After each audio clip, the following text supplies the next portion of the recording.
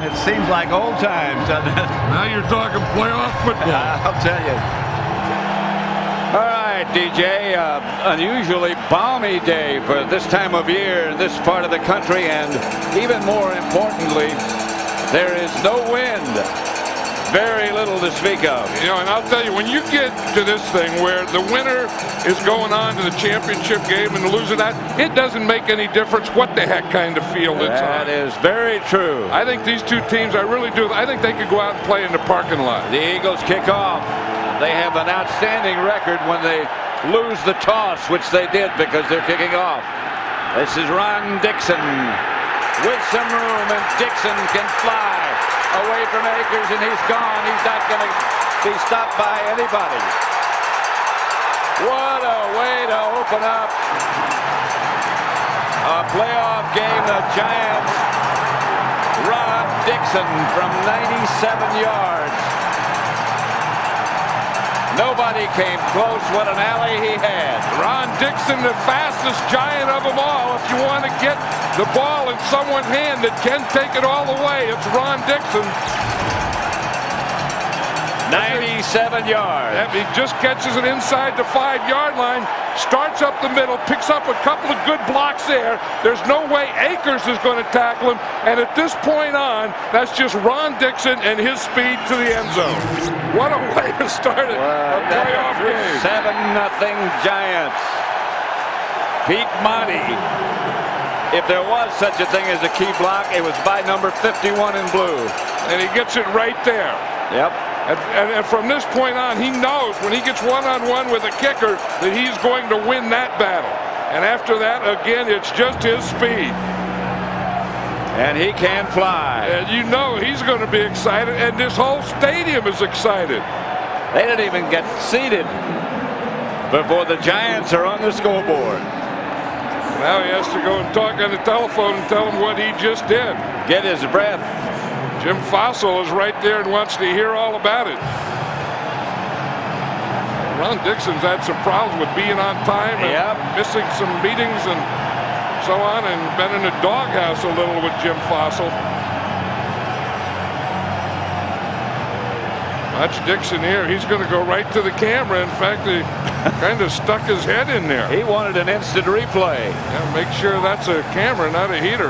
Yep. I want to see it again. And well, he should.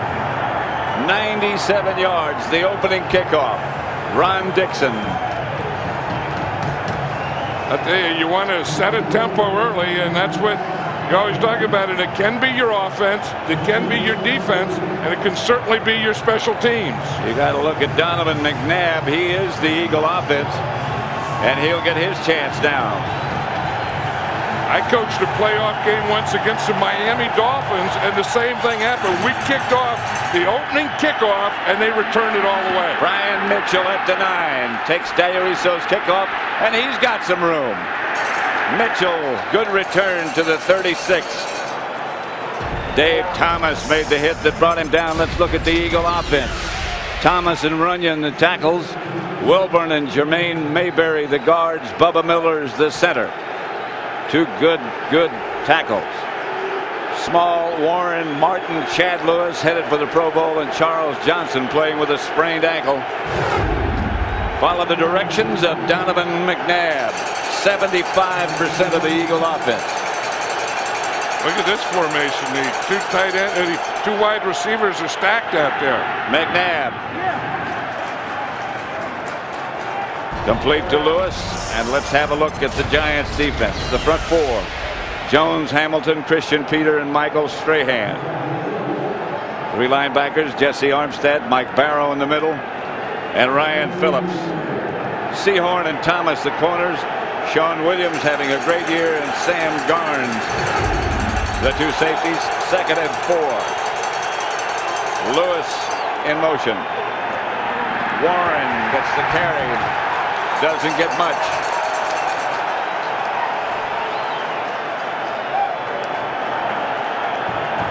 Hey, Sean Williams is really something to safety. He's like having an extra linebacker in there, but Keith Hamilton and Christian Peter, they play that middle, and you don't get any movement there.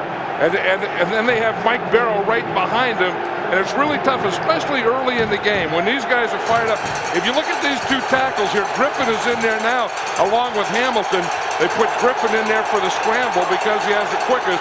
But those two guys really handle their guards and center. 3rd and 4. McNabb ducks. Trying to take off with it. Gets nothing done. Now, I was just talking about how Cornelius Griffin is number 97. And you watch him, he's going to spy. He starts here, and he's just going to wait right here. He's just spying Donovan McNabb. He's going to shadow him wherever he goes. And he was right there waiting for him. A job well done. As Jim Fossil said yesterday, the only defensive lineman we have that's capable of that is Griffin because of his speed. Landetta punts. Amani Toomer is back at the 18. Toomer tripped up at about the 23. New York style pizza. Very appetizing. They know how to do it yes, in New they York. do. I mean, it's funny how you can go some places and they can't make a pizza worth a darn, and just about any corner in New York you can find the best pizza in the world. First down, Giants. The pitch is back to Tiki Barber. Barber out of bounds. Let's have a look at the Giant offense. The offensive line has done an excellent job, sort of reconstructed. Dusty Ziegler's the center, Parker and Stone the guards, Pettigrew and Lomas Brown, the veteran, at tackle. Toomer, Barber, Camella, Howard Cross the tight end, and Ike Hilliard. Jim Johnson, the defensive coordinator for the Philadelphia Eagles, says the guy they have to stop today is Amani Toomer. He said, in fact, we're going to double him the whole game. That's the first time I've heard that said about a Giant receiver that I can ever remember. In a long time. Here's the reverse to Amani Toomer. And he got enough, I believe, for a Giant first down. Let's look at the Eagle defense. The front four: Douglas, Thomas, Simon, and Whiting. Gardner, Jeremiah Trotter headed for the Pro Bowl in middle, and Carlos Emmons. And the secondary, a good secondary: Taylor Dawkins, Moore, and Troy Vincent. There's Jim, measure. There's Jim Johnson there, the defense coordinator we were talking about. And as you said, they are measuring that to see if Amani Toomer got the first down, and he did. Legendary sports announcer Marty Glickman passed away this week. He did Giant games for so many years. And they just observed a moment of silence here at Giant Stadium in his memory. He was the voice of New York for a long, long time. Tiki Barber back in. Collins swings it out to Barber. Barber gets away from the first tackler, out of bounds, no flags. There comes a flag.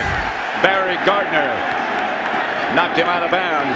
And that's right on the Giant sideline, and they're going to let him know it. Gardner's there. He better get back off there and get in the huddle. Tiki Barber still has something. You know, the Eagles did say early in the week, in fact, it was Brian Mitchell who said it, that Tiki Barber has a broken left arm, and they're going to go after his left arm. Foul, unnecessary roughness by the defense. Number 52, 15-yard penalty, first down. Barry Gardner. Ed Hockley is the referee. And there's a quote from Brian Mitchell, which might have stirred things up a little during the week. Barber appears to be smiling a lot, but he's not always smiling. That's misleading. Well, you're going to see what happened here. You see he's on the sideline. Right now he goes out of bounds. Gardner really hit him late. Yeah, he hit him right on that arm. I mean, that's not football. There's no place for that any place. Joe Montgomery in the backfield for the Giants. Collins fake to him. Throws quickly to Hilliard. They get into Eagle territory at the 45. Heck of a play by Kerry Collins. It was a bootleg, and Brandon Whiting, the defensive end, was there waiting for him. Usually you try and fool that end and get him to come down and pursue so you can get around him. But watch as he goes out there. Brandon Whiting is going to be out. This is the the backside, this is away from the play where they're blocking on Hugh Douglas. They're always going to have a couple of guys on him. You see, I mean, that's when Lomas Brown is blocking Hugh Douglas, but he's going to have a friend with him every once in a while. Ron Dane is the deep back, and he gets the carry. And Dane is hit at the line of scrimmage by Jeremiah Trotter. No gain. Jeremiah Trotter's a heck of a middle linebacker. In fact, he's going to the Pro Bowl, and he really does a good job against the run. I mean, he controls that middle, takes on a block, gets off the block. As you can see here, he leads the team in tackle. I like Jeremiah Trotter. I mean, he comes from Hooks, Texas. If you come from Hooks, Texas, I'll guarantee you, and you play middle linebacker in the NFL, you're tough. He grew up chopping wood.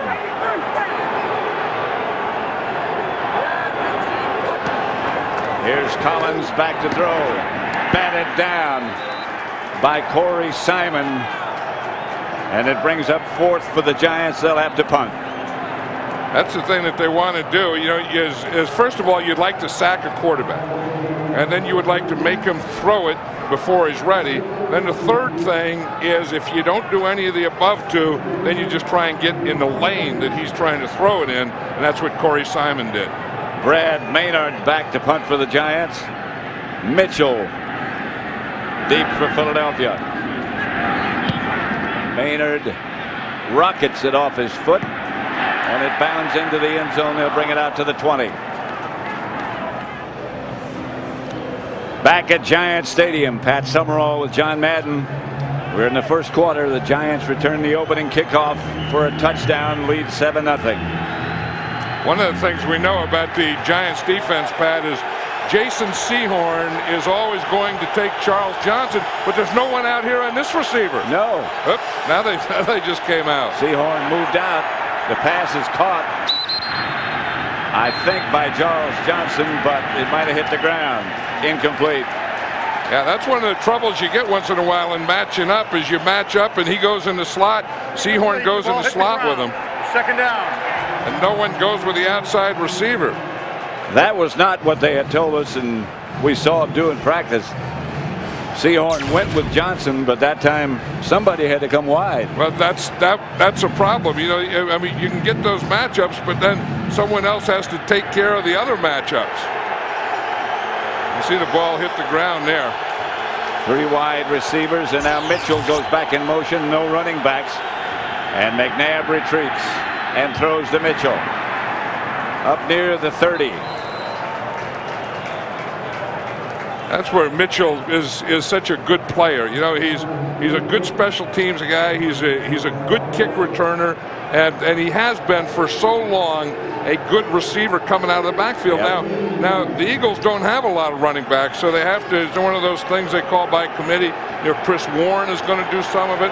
Brian Mitchell will do some of it. Usually when Brian Mitchell is in there like now, it's a passing situation. Although this is 3rd and short. 3rd and very short. McNabb sprint right. Trying to get away. Doesn't. Throws and has to throw it away. It'll bring up a 4th down. Good defense. That kind of surprised me that the Eagles didn't substitute and get in some kind of short yardage package, because they were only 3rd and like inches on that play. Ryan Phillips applied the pressure, and Sean Landeta, who has 2 Super Bowl championship rings to his credit, but when he was playing and punting for the Giants. Amani Toomer back deep for the Giants. By himself. It's usually Tiki Barber, and because of that broken left arm and the cast on the left arm, he's not returning punts today. Landeta. Good kick. Toomer. Handled it cleanly. Back at Giants Stadium, 7-0 Giants. Ron Dixon's 97-yard kickoff return on the opening kickoff. The first playoff touchdown kick returned ever by a Giant. And that's how they lead 7-0. 1st and 10 Giants at their own 36. Empty backfield. Gary Collins back. Toomer. You know, the Eagles have good corners, and they're doubling Amani Toomer, and he still gets that slant. I mean, this is the thing that they run so well, where they just come up and they run inside, and he just does it on Bobby Taylor. The last game, that's what they did. The game before, that's what they did. So I was sure today that they would take away that slant to Amani Toomer. The first time they run it, boom, Toomer gets it. First down, Giants. Ron Dane is the running back. He gets the toss. Dane, nowhere to go. Yeah, Dane, if you can keep him going parallel to the line of scrimmage, and that's what defenses are doing to him now. They're getting penetration when he starts to one side, and they don't let him get his shoulder square. And he has to be a power guy. And if he has his shoulders perpendicular to the line of scrimmage, he's not going to make a yard.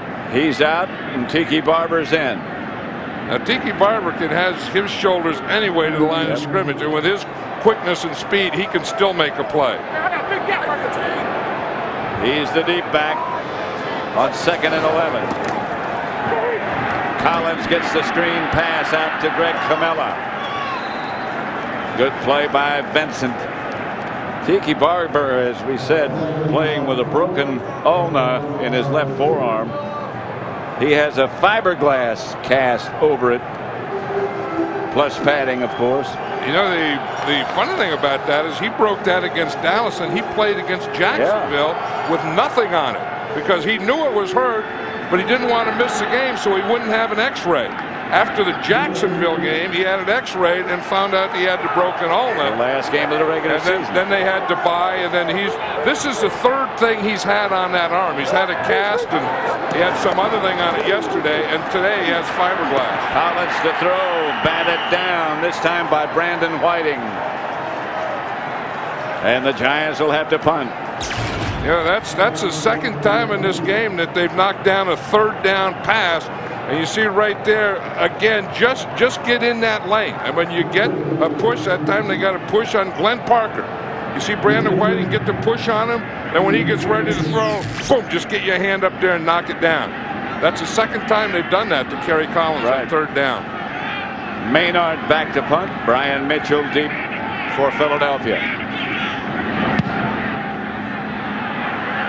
Mitchell is going to have to let it bounce. And it takes a bit of an eagle bounce. And the Giants down it. Now, I have never seen a sandwich. Can you eat a sandwich like that? Yeah, well, as a matter of fact, I did last week. You did? Yeah, I got one just like that. And you kind of have to break it back down again. You don't. Yeah, I mean, there's no one. Yeah, I mean, oh, you're a big mouth guy. You can get big. No, you can't get your mouth around that. But you kind of break it down, and then you get some more bread, and then you make a bunch of little sandwiches. I'm amazed you're still upright if you had one.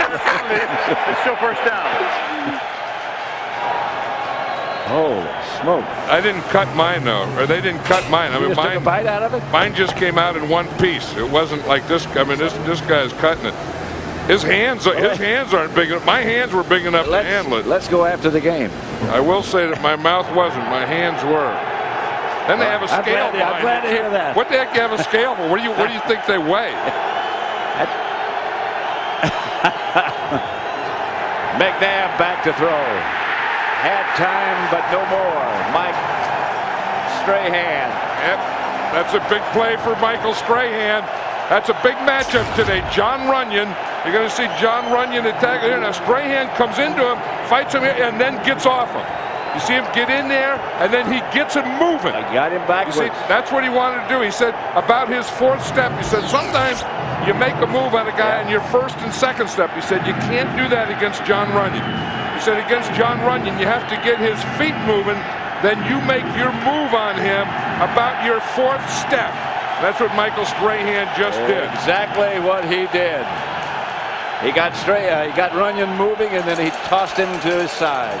Watch Michael Strahan here, and we talk about his step. You see 1, 2, 3, 4. Now what he wants to do, you have to feel 1, 2, 3, 4, get him moving, get Runyon moving, then get that right arm inside as Runyon's left foot comes up. And then you go right to the inside. That was a perfect move by Michael Strahan to get Runyon moving and then take his right arm and keep him going that way. Got him up under the pads. That's Mitchell. Mike Barrow on the stop. You know, this whole crowd has white flags today. But watch this, Jesse Armstead right here. He hasn't flown. He took it out on the field with him, and all the fans here have the same type of thing. Jesse got one, brought it on the field to get the fans to start to do what they're doing right now. 3rd and 15 at the 18. McNabb back to throw. Deep. Incomplete. Nay Brown was the intended receiver. Couldn't hang on. And that was one of the places they want to work. If there is a corner they want to work on, it's Dave Thomas right here. They think that they can get some things on him, although he had some help to the inside, so he could play that one a little tighter on Nay Brown. That's a good throw by McNabb and should have been caught. That should have been an Eagle first down. Landetta skies this one, not his best effort. That's Ike Hilliard who makes the catch and gets to midfield. The NFC Championship game is on Fox. John and I will be there. Yep, if the Giants win, the Minnesota Vikings come here. If the Eagles win, the Eagles go to Minnesota. Congratulations to Minnesota, Oakland, and Baltimore. This is Barber. Eagle pursuit is good, and they get him out of bounds. A couple of missed tackles, but the help was there. Let's look at the picture that what happened this weekend. Minnesota beat New Orleans 34-16. They'll play the winner of this game. Oakland shut out Miami 27-0. Baltimore beat Tennessee 24-10. Moss was a hero. Torrey James for the Raiders. Ray Lewis for Baltimore. None of those really surprised except maybe James. Yeah, I mean, if you know the defensive backs the Raiders have, you wouldn't expect it to be Torrey James, but they did a great job on offense and defense. They really did.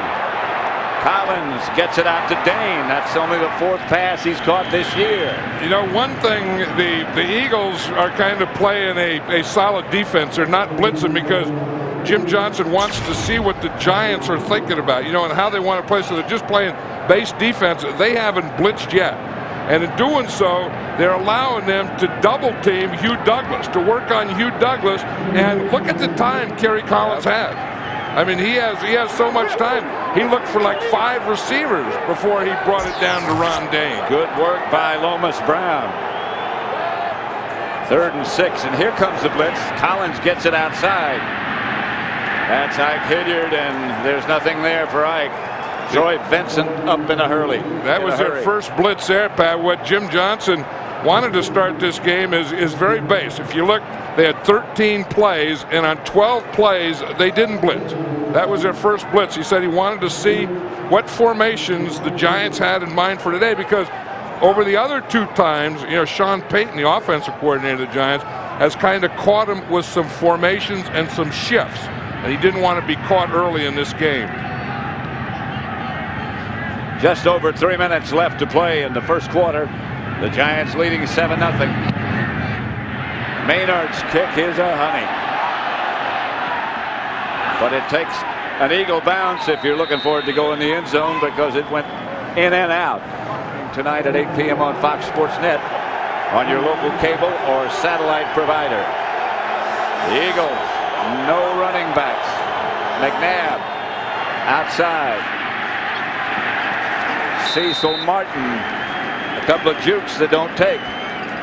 Armstead made the stop. Yeah, and that's the thing when you have a guy like Jesse Armstead that can go out there and cover. We look out here, there's no one out there, and finally Jesse Armstead gets out there, and that's why the ball went out there so quickly, because when Donovan McNabb looked out there, there was no one on Cecil Martin. 2nd and 6.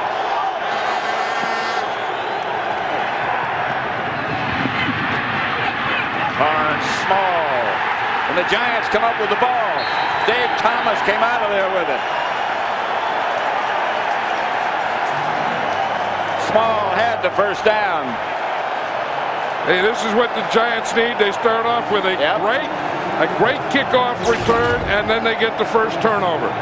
As you say, Torrance Small has it. then he goes to put it away, then it's on his side there, and then he just gets hit and it gets knocked out. Comes back to Thomas. Sean Williams was the guy that knocked it out. He's really been an active safety, not only in the run, but in the passing game. That play there was about Sean Williams. It's inevitable that turnovers are going to happen. And when they happen against you, it's just not your day. Well, this is the third game that these two teams have played, and the Giants haven't had a turnover yet. Collins back to throw it. Throws it out to Tiki Barber. Good defense again by the Eagles. And I tell you, good pass protection by this offensive line. If there's anything that you can see early here, it's that the fact that the offensive line of the Giants really have this defense of the Eagles under control. Because look at the pocket here. Look at the time Kerry Collins had. I mean, his problem is not that he's being rushed. His problem is that no one was open a few times. That was Jeremiah Trotter again who made the stop with another good play.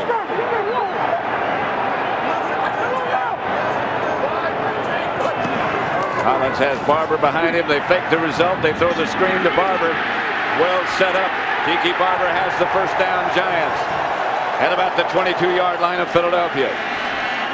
Hey, Tiki Barber's a tough little guy. I mean, you get out there and you know that you have to be quick when you're that size. They fake the reverse and then they throw the screen here to Tiki Barber. He gets a good block by his guard, Ron Stone, out there leading him. But I mean, when you play this game and you play as many games as Tiki Barber does, you have to be tough. And then when you're playing it in a playoff game with a broken arm and you can only carry the ball in your right arm, you can't switch it. You're something. His place has been taken by Ron Dane, and this is Dane for a couple. Barry Gardner made the stop. They're getting good mixture in there. And if you're going to run Ron Dane, this is the place to run him. This is what I'm saying. You just take him, let him get his shoulder square like it is there. Then he can make a little cut right or left. He's not as good when he goes outside the tackle. 2nd and 6. Dane remains in the Giant backfield. Dane is either good to run inside or to play fake to and throw the ball. Collins starts Hilliard in motion. Fake to Dane. Looked outside, throws upfield. Incomplete. Greg Camilla was the intended target. Yeah, because sometimes we were just talking about that. You say, well, why don't they put Tiki Barber in on 2nd down? And I think that when Tiki Barber's in there, you expect pass more. When Ron Dane is in there, you expect run. So therefore, you're either going to run it to Ron Dane, or on that play, you fake it to Ron Dane, make their defense think that it's going to be run, then you go play fake. Sean Payton, who calls the plays for Kerry Collins for the Giant offense. Barber is back. Giants have been 0 for 3 on 3rd downs. This is Barber. And he is stopped at the line of scrimmage. Nothing doing. Good play again by the Eagle defense. That's the end of the first quarter. Hey, look at this. We knew it was going to be a defensive game, and if it weren't for that first kickoff return by Ron Dixon, we wouldn't really have much offense. Look, there's been 75 total yards offensively, 4 first downs, and those were all by the Giants. 0 for 7 on 3rd downs, and there's been 6 punts already. In the first quarter, and that's kind of what you expect, and that's why I think that first kickoff return was such a big thing, because this isn't going to be a high-scoring game, and this field goal is also a big play. 37. There's the wind direction at the bottom of your picture. This is 37 yards out for Brad Danuiso, and he's right down the pipe. 10-0 Giants. You like duck? Yeah, well, that's the duck you stick in the chicken, then you stick it in the turkey, and you fly to the moon. If you have enough power. You believe that the cow really did jump over the moon. Did you do anything else this week but eat? The Eagles, Brian Mitchell still going. Brian Mitchell talks a lot, but he plays a pretty good game as well. Yeah, he's a tough guy. I mean, he's not only an offensive guy, but he's a special teams guy and good tackler and all these types of things. And you look at this Eagle offense, and The last time they played the Giants, their receivers really killed them. They dropped 8 passes. Today, so far in the first quarter, they've already dropped 2 and fumbled 1. So the Eagle receivers have to start playing football if they're going to be in this game. Fake reverse. This is Chris Warren. Near first down yardage, but not quite. Yeah, that's a place that's surprising that they go with Keith Hamilton, because we were talking to Andy Reid. He said the one guy on defense, there's probably more than one, but the guy that he's really concerned with is Keith Hamilton. He said that John Wilborn, who's the left guard, is going to have some help blocking Keith Hamilton. We just can't let him have his way all day. McNabb out to Johnson. And Johnson gets an Eagle first down. Jason Sehorn forced him out of bounds. Isn't it something? We were talking to Andy Reid last night. He was talking about Charles Johnson and how he hurt his ankle last week and practiced this week and is going to play today. And he said something that surprised me. He said that Charles Johnson is the toughest guy on the Eagle team. Coy Detmer just checked into the Eagle huddle. This is a trick play. Two quarterbacks. It's going to be to Detmer, and then then he's going to hand it to McNabb, and then he's going to throw it back to Detmer. McNabb will throw it if he has time, and he throws it away. I'll show you how it was supposed to look, but Jesse Armstead made a big play. You watch here. Here's Detmer, and here's Donovan McNabb. You see 10 is Detmer, 5 is McNabb. Now he's going to come in motion. He's going to hand him the ball, and he's supposed to stop and throw it back here. And you'll see what happened on that play. You see that they come off with it perfectly. Cedric Jones, right. It was a right end. You see, now Coy Detmer can't run, so it's Cedric Jones who saw that.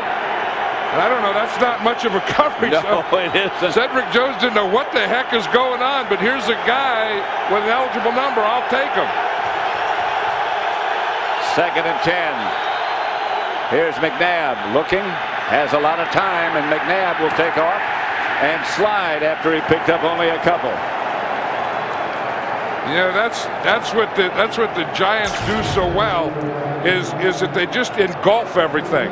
And again, we saw it earlier where Cornelius Griffin, number 97, was a spy, and we see it again where he's just waiting and comes in to make the play.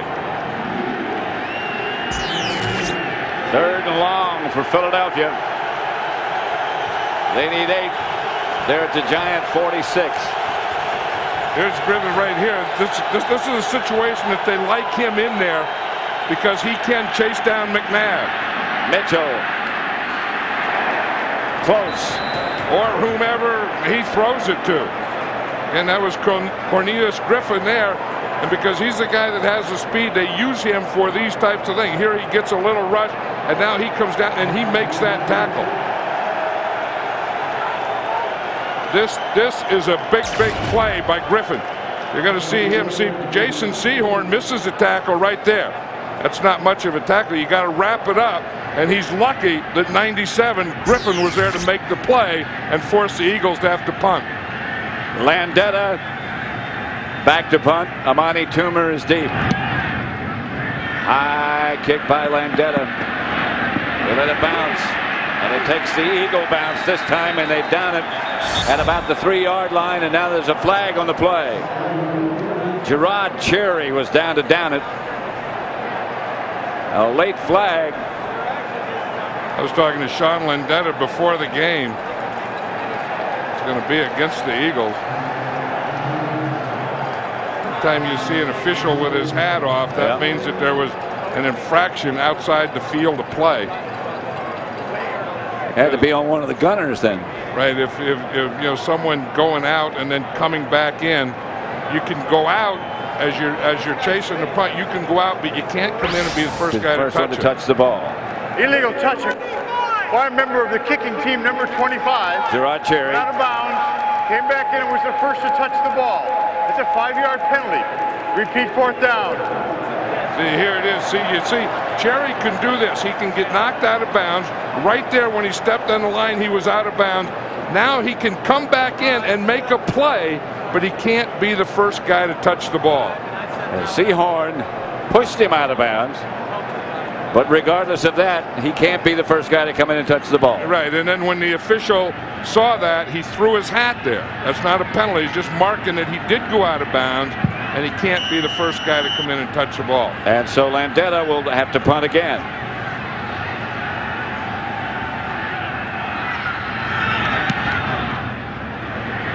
A hanging kick. Toomer signals fair catch. The Giants get 10 or 11 yards. 10-0. The Giants over the Eagles. The winner plays the Minnesota Vikings. Barber went in motion.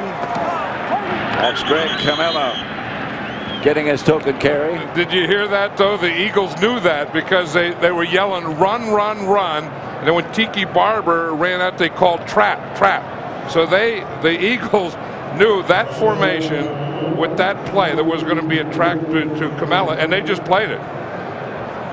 Luke Pettigrew, number 77 in blue, is the man down. Those traps up the middle between Hollis Thomas and Corey Simon. Simon has had a heck of a year. A rookie, and he's a good one. And he's going to be a good one for a long time. I mean, Hollis Thomas is more of a run stopper, you know, a plugger. But Corey Simon is one of those guys that can plug the run and also be a big pass rusher. Rosenthal has replaced Pettigrew.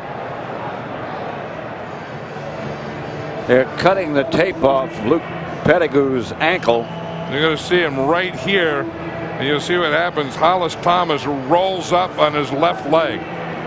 See, that's the toughest thing as an offensive lineman.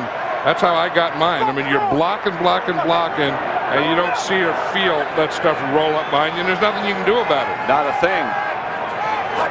Camilla moves around. The handoff is to Barber. Straight ahead. Good yardage for Tiki Barber. Barry Gardner made the stop. They just put Mike Rosenthal in there at right tackle and ran right between he and Ron Stone. You're going to see the blocking right there. You see it's just a trap. They take the tackle to the inside, the end to the outside, and lead through in the backer. See, the tackle goes in, the end goes out, and Camella leads through in the backer. That was very close to a gimme by the Eagle defense. Like you diagram it. Ron Dane is the deep back. Dane gets the carry, and Dane comes out of the pack. Dane to the 45. Stopped by Damon Moore. Yeah, again, Rosenthal does a good job here because the end can't go up the field. You see, when this end goes up the field, if we can stop it right there. You see, he gets too far up the field, then you do this. Now you're giving him the hole right there. You see, that's a gimme hole there. When you get the end, defensive end going up the field, you pin the tackle there, then you get the hole laterally. 18-yard gain for Dane. 1st and 10 Giants. They run it again. Dane again. And another pretty good block by old 78 Mike Rosenthal there. This is what it looks like in the umpire cam right here. You see, right here he's going to get the block right there. Rosenthal does on Trotter. On Trotter. See, and that's just enough. He gets number 54 Trotter right there. And that gives Ron Dane just a hole enough to get through. 2nd and 6. Tiki Barber in the Giant offensive setup now.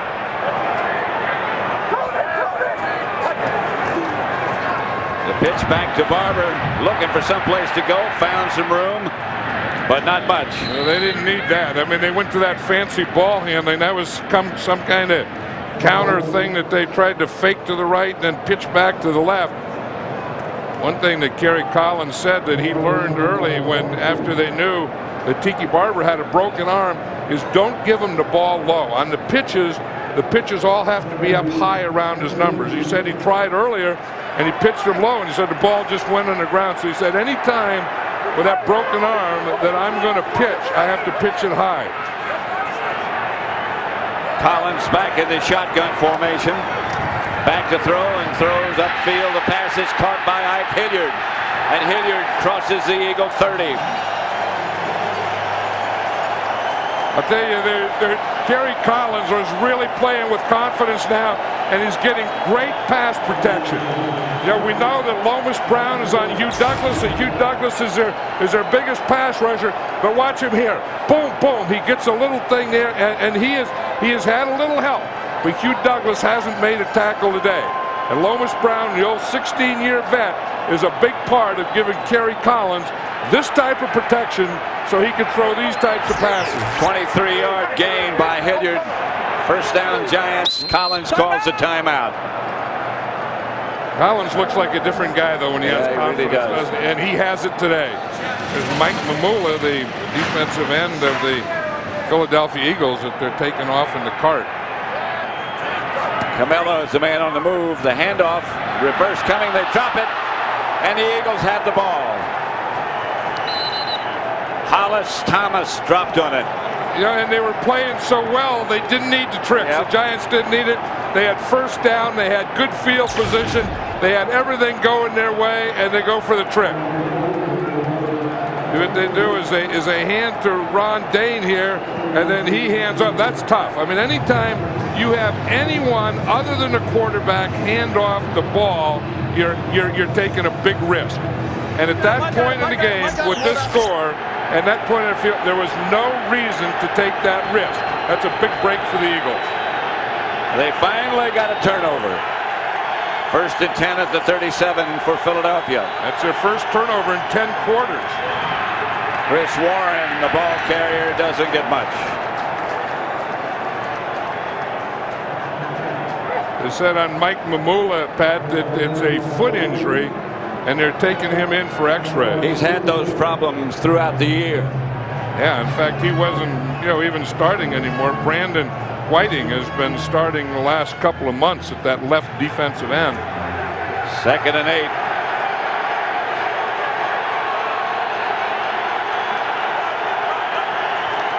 Here's McNabb back to throw with time, throwing deep and overthrowing. That's probably a good thing to Todd Pinkston. Yeah, well covered. That's the receiver with the speed, and that's the guy that they're trying to get the big play to.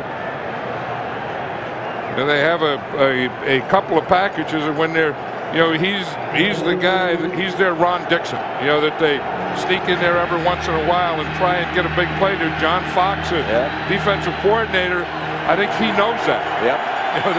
And they had double, so he really had to throw that one away. The Eagles 0 for 4 on third down conversions.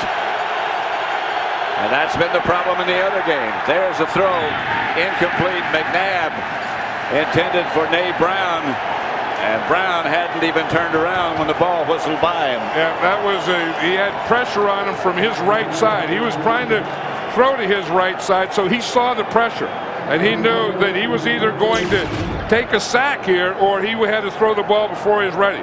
See, and that's what you try and do with pressure.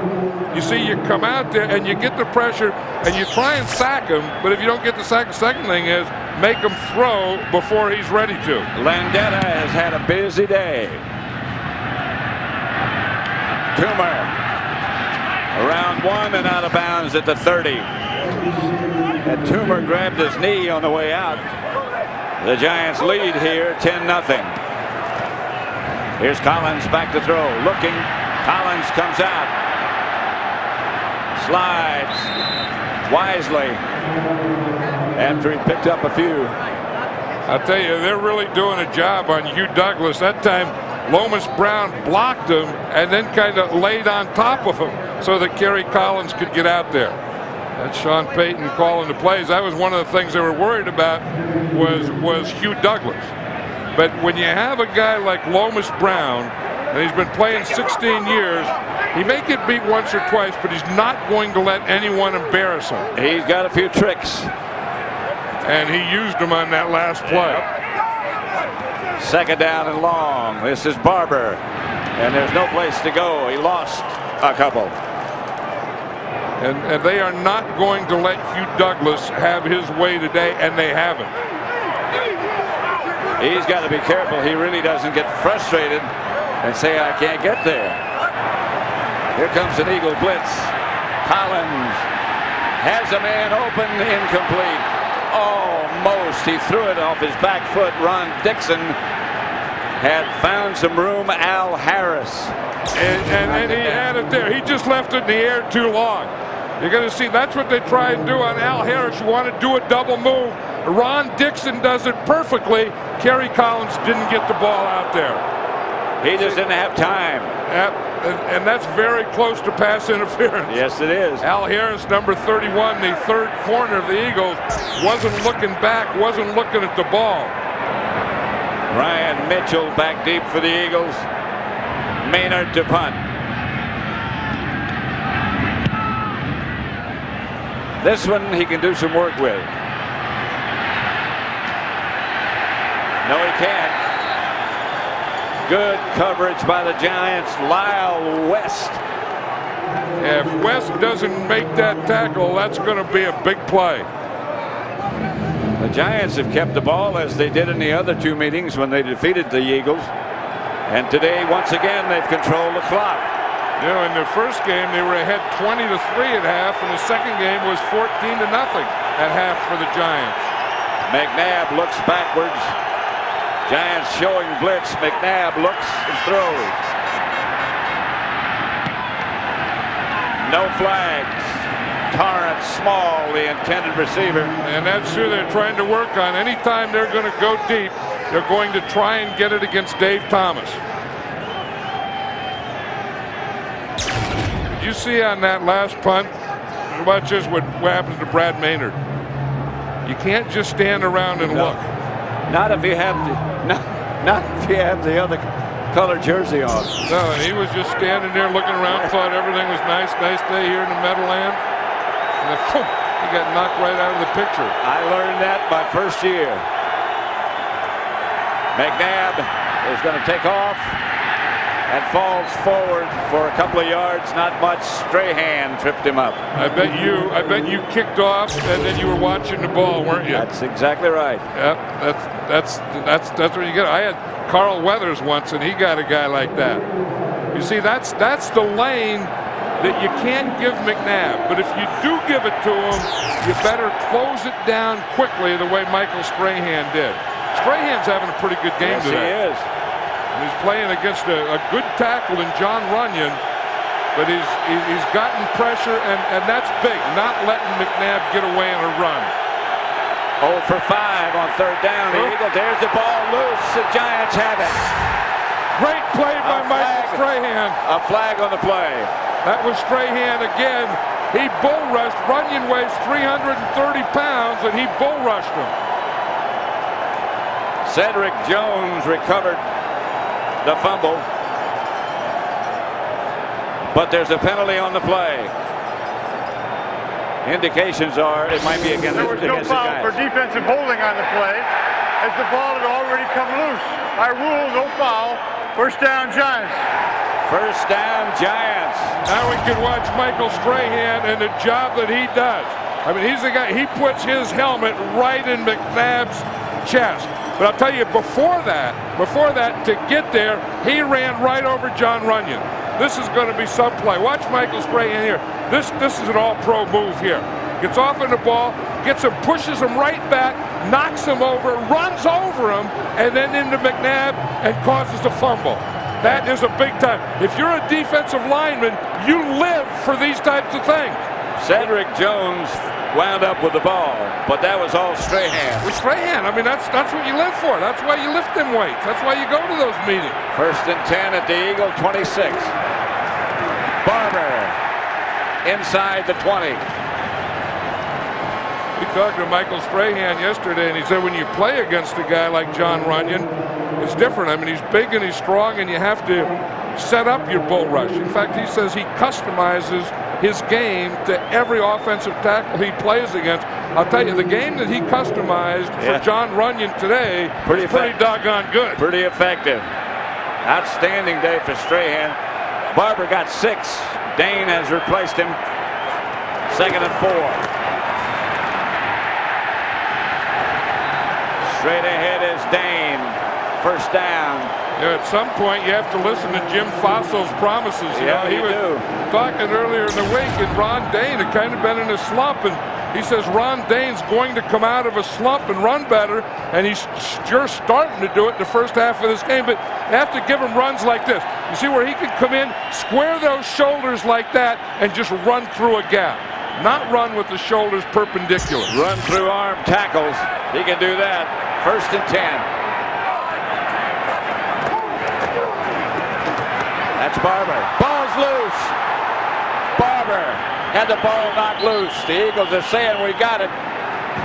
That's the second time they do. The Giants get good field position. They get down here, and then they have a fumble. Recovered by Damon Moore. This is the thing that Tiki Barber was worried about. He can only carry the ball in one hand, right, and it has to be in his right hand. Then he got it knocked out of there by Damon Moore, who also made the recovery. That was a heck of a play. Yeah. I think that's one thing when you have a cast in your arm and you're a skill position guy, that they're going to go for that arm and go. I mean, they go for the ball all the time anyway, but I think there's a little added incentive when you have that cast there. 2:49 left to play in the first half. The Eagles escape. McNabb fires outside, complete to Johnson. Well, I'll tell you, Strahan is really having his way with John Runyon. And John Runyon's a good tackle, but he's just pushing him around. Watch what he does here. He starts outside to make him move, and then he's going to give him that hump. You see, you start out there, then you move him, and just go right inside of him. John Runyon, he has his hands full today. Yes, he does. And he's a big guy and a good tackle, as you say. I might have to think of giving him a little help over there. 2nd down, the Giants show blitz for a moment. That's Mitchell. Mitchell out to about the 25.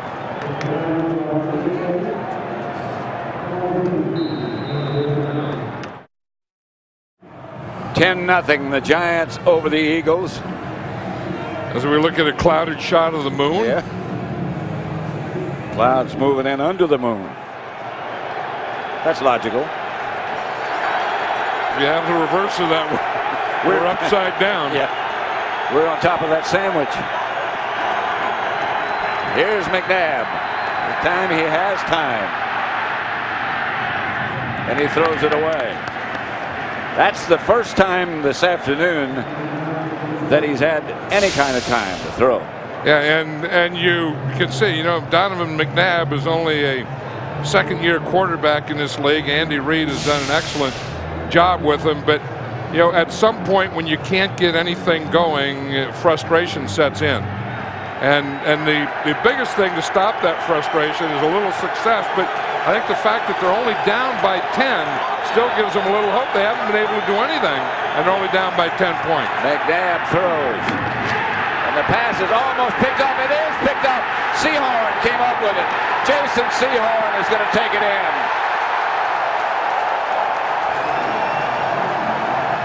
He missed his first effort and came up with a bounce. And that's a frustration we're just talking about. Your time is a little off. You start to force things. Great coverage by Jason Sehorn. He's the athlete in that secondary. And he's the guy that you think they're going to throw to is the guy you want Jason Sehorn on. Just going to see him out here, and he just gets the jump right there. He was back, he waited, and then he saw that ball and got the jump on it. That was quite a catch. Yeah, it really was.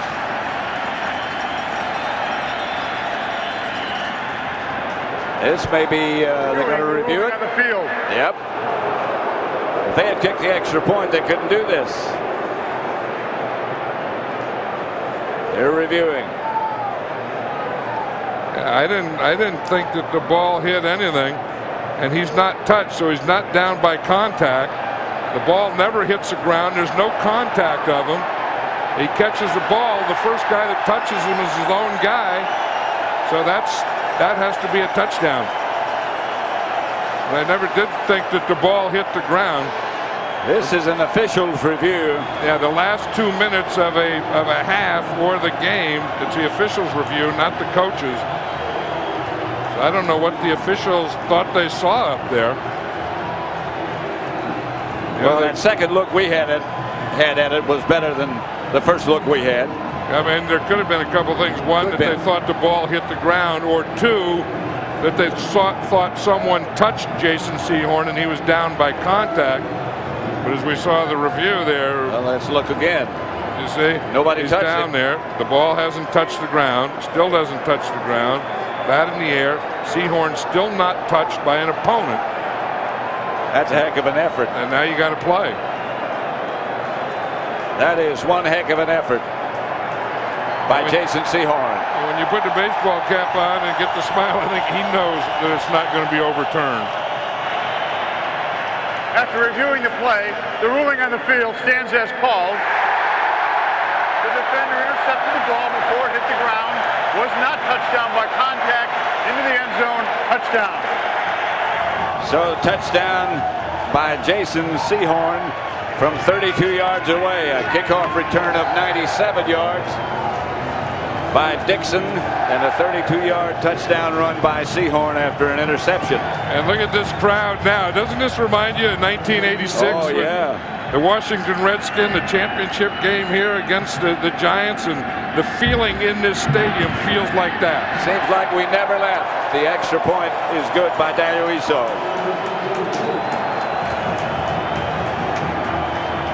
And we talked about Donovan McNabb, getting frustrated. You can see that Hamilton knocked him down, and he saw that, and he tried to get over there, but he just didn't have any angle.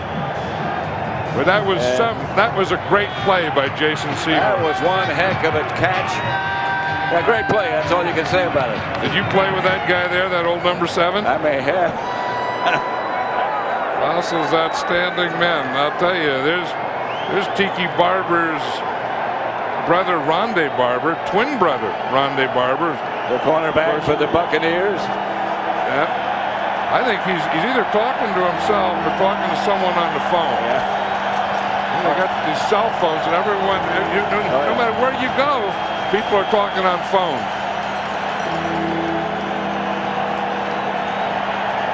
Kick return for a touchdown, a field goal off an Eagles fumble, and that interception returned for a touchdown by Sehorn. That's gotten the damage done for the Giants, who lead now 17-0. Yeah, and the Eagles just don't have enough offense to overcome those types of things. And this place, just before halftime, is going nuts. Everyone is standing. Plus, the Eagles played last week and the Giants didn't. Yeah, and plus these fans know, and these players know, and these coaches know, if the Giants win, Minnesota has to come here and play the championship game. Short kick. Brian Mitchell will return it. Mitchell cuts back and stays on his feet close to midfield. Coming up on the Visa halftime report, JB, Terry, Howie, and Chris will have highlights and analysis of today's divisional playoff games. Chris Carter is also live with us, and our Fox Sports ticker will have up to the second stats. That's all coming up on the Visa halftime report. Chris Carter had a heck of a day yesterday, didn't he? How about Randy Moss? Yeah. I mean, there's the guy, I've always called him a field tilter, because anytime he gets his hands on the ball, it can be a touchdown. And it was yesterday.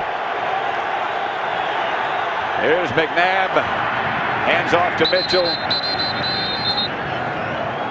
I think based on that call, the Eagles have just decided, hey, we hope nothing else happens, and let's go in the locker room at the half and regroup. Well, they're going no huddle, though. I don't think this is a field position to do that. I think they have pretty good field position. They ought to take some shots. Well, maybe he's taking one right now. This is McNabb. Pass is caught by Torrance Small. He gets knocked down hard inbound, so the clock continues to run. Yeah, I was surprised by that first down run, because this is good field position. That's their second. Look at what Michael Strahan's doing now. He just keeps going. I mean, he's putting unbearable pressure on Donovan McNabb in his first half, and he's done it different ways. Runyon just has to dread lining up on a play when he sees him over there, because he's just dominated two teams in the first two meetings. And neither one of these offenses are good enough to give turnovers and come back and win. McNabb. Johnson out of bounds at about the 13-14-yard line. This is a good thing for the Philadelphia Eagles because they didn't have any confidence. They were starting to get a little frustrated. And if they get a score here, they can go into that locker room with a little confidence. Because I don't think they had a lot coming into this game. They didn't. And they haven't gotten any in this first half until right now. Well, they should get at least 3 out of this. 52 seconds left. They have 1 timeout remaining. 1st and 10 at the Giant 13. They really haven't been in this end of the field. Here comes the Giant blitz. McNabb throws again. Outside the 10, about the 11. Johnson makes the reception. He takes the last timeout. And because he threw to the inside, that's a problem with throwing to the inside and only having 1 timeout. If you complete it, you have to take your timeout. Situation like this is when McNabb is really dangerous. Well, he has 2 downs here. He has the 2nd and 3rd down before they have to go for a field goal. With no timeouts, you can't throw the ball short of the end zone. So I think the plays have to be you can't run it now, and you have to throw it, and you have to throw it to the sideline or into the end zone. And if he does choose to run it, he's got to get into the end zone. This is the last timeout. Although they can get a 1st down. I mean, he could run it for a 1st down, get up there and spike the ball and do those types of things, but that's not the odds play. I mean, the odds are that you have to throw 2 into the end zone. Or if you complete that first one, then you kick an extra point. Yeah, that's very true. And there's still time left on the clock. Hamilton. Christian Peter. Strahan. They've all done a wonderful job for the Giants in the first half. McNabb. Incomplete. Almost picked off. Yeah, that's a bad call, a bad throw. You don't want to do that. I mean, that was, throwing into the middle on the 5-yard line. Those are things that you don't want to do. If now you say, they're down to 1 down. Yeah, and now you have to throw this in the end zone. I mean, they had 2 guys in the end zone, but he has to throw it there. And what you do is you just put a guy at that 2nd pylon, and you throw it to that 2nd pylon in the back of the end zone. The fade. Right, and either your guy catches it or it goes out of bounds. 3rd and 7.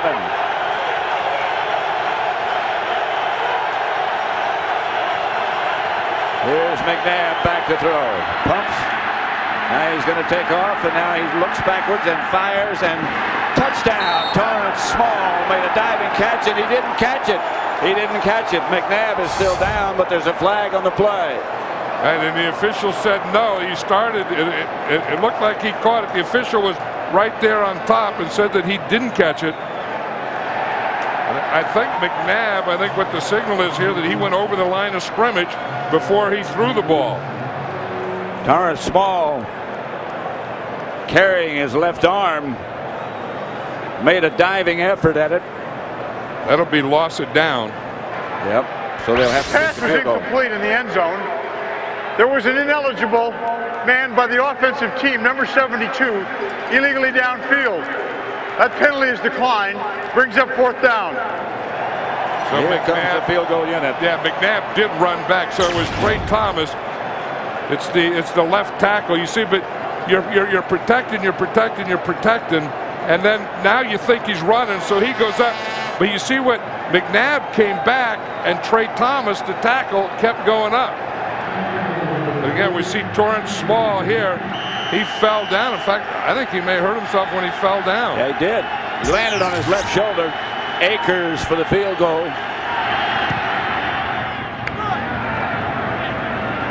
And Akers is good from 28 yards. And the Eagles get on the scoreboard. 17-3 the score. Coming up on the Visa halftime report, JB, Terry, Howie, and Chris will have highlights and analysis of today's divisional playoff games. Chris Carter's in the studio live, or maybe not in the studio. And our Fox Sports sticker will have up to the second stats.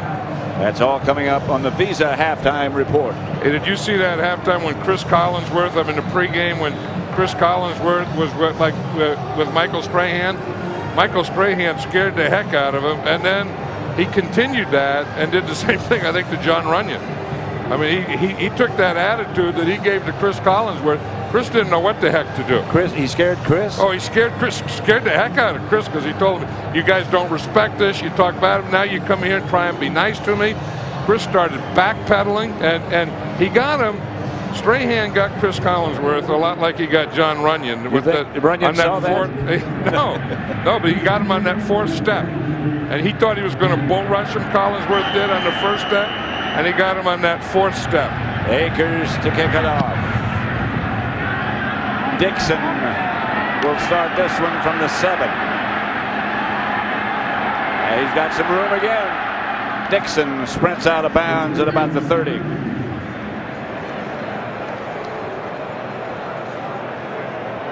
Remember that Jason Sehorn, this one, he keeps all the stuff together. Right. I mean, nothing falls off. His pants come down a little. But didn't fall off. No, but they didn't fall off. There was a string in there that holds those pants, the zipper together. 17-3 at the half as the teams head for the locker room.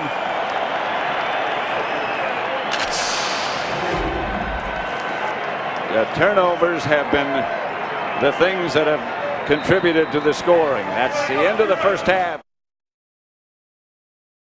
Giant defense in this first half has played outstanding. Actually, the Eagle defense hasn't played that poorly. No, they haven't. You know, the thing that they want to do is take away Amani Toomer. Amani Toomer has only caught one pass. And the thing they haven't done, though, the Eagles are a big blitzing team, and they've only blitzed a couple times in that first half. Diuiso's kickoff fielded by Mitchell at the 11. Mitchell down at about the 27. McNabb's passing chart in the first half. Well, you can see that the complete ones are the gold ones, the incomplete are red, and the interceptions are blue. And you can see, as usual, most of his passes, his completed passes, are in that area under 10 yards. And he had only one play, only one completion over 20 yards. So the thing that does, and that's the way the Eagles pass, though, is that tends to bunch up the defense on you. You don't stretch that defense, and they tend to get tighter and tighter to the line of scrimmage. McNabb pitches back to Warren. Chris Warren. And Warren might get a yard. That's all. Ryan Phillips up to make the stop. And the Giants have put a lot of pressure on McNabb. We know a lot of it is out here, and that's Michael Strahan. Sacked once, hit 3 times, hurried 4 times. Inside 1, 1, and 2. He hasn't been sacked from the 2 tackles in those holes. He's been hit 2 times, and he hasn't had much from the defensive right side of the Giants. You can see most of the pressure has really come from the left side or from Michael Strahan. A quick throw is almost picked off. Pressure from Strahan again, and a blitz from the other side. Almost picked off by Strahan. Yep. That was a zone blitz, and Strahan back like that. Watch Mike Barrow. He comes in there.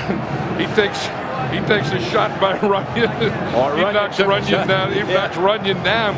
But on that play, on that last play, it was a zone blitz, and Michael Strahan, instead of rushing the passer, he dropped back like a linebacker and almost intercepted the pass.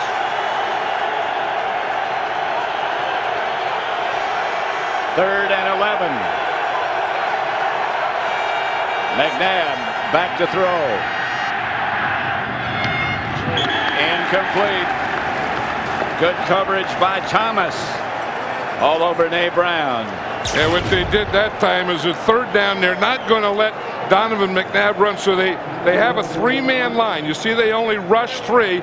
They keep the linebacker, Mike Barrow, in there to just spy or shadow McNabb. They're not going to let him run and come up with a big play. 3-man rush, and you have 1 spy and 7 defenders. Good job by the Giant defense. This is a good punt by Landella. Toomer back to field it. Looking for room. Enough speed to get around the corner. This is what you have to do when you have mud on that field, is you have to get a brush and get the mud out of the cleats. Here's Collins back in the pocket, and he's got a lot of room. Slides right at midfield. Yeah, he ran that one, but let's look at his passing chart here. You see again, most of his stuff is under 15 yards because he also has only completed 1 over 20 yards. But the Giants have been a little more successful in that they've been able to get a little running going and a little mixture going. Again, you can see his incompletes are also the short ones. And the Giants also, with their passing game, really don't stretch the defense. And as I said, the Eagles wanted to take away Amani Toomer. He's only caught 1 pass. 2nd and 1. The handoff is straight ahead to Tiki Barber. 1st down, Giants. Yeah, that's the thing with Tiki Barber. You always think that he's going to be a pass receiver and he's going to be an outside runner, but you get a guy like that, and you look at how tough he is to see in there. Yep. I mean, if you're a defender and you got a blocker on you and a little 21 down low behind, you can see the blocker, the big blue jersey in front of you, but you can't see that little one behind him. He's kind of short, but he is stocky. And then he's short, and then he runs low, so Yep. now he's shorter. Howard Cross is the man on the move. That's Barber again, and let's take you down right now to DJ Johnson.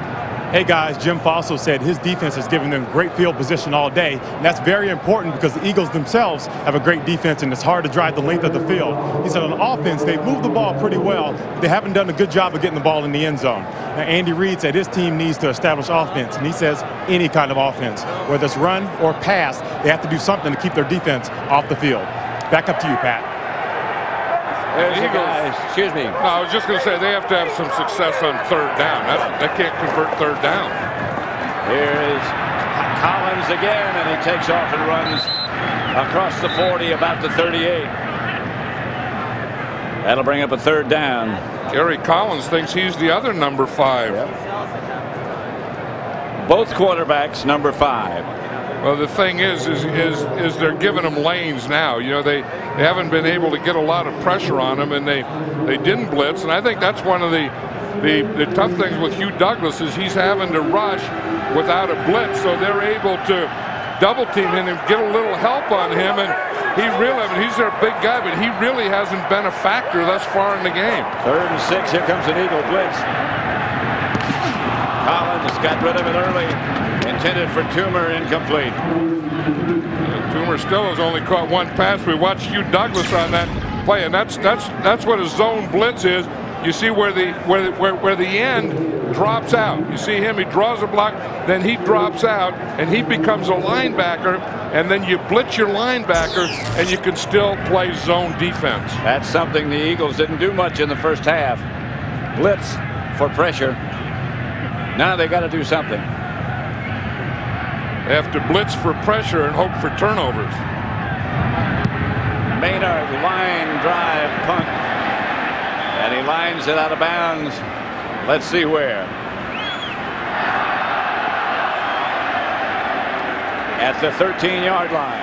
The NFC Championship game, don't forget, is on Fox. Here's McNabb. From behind, he slides. He might. You know, it's interesting that Michael Strahan isn't in there. Cornelius Griffin, that we saw play earlier, mostly as a tackle and a spy, is now playing left end for Strahan. There's Strahan on the sideline. And then they have Christian Peter in there and Keith Hamilton. So, in essence, they're playing with 3 defensive tackles, and maybe that's to stop the run to keep them down here, or to give Strahan a break. But when you got a guy who's hot like Michael Strahan, I have no idea why you would take him out now. Here's McNabb back to throw. Fires hard at Chris Warren, who makes the catch, but not many yardage.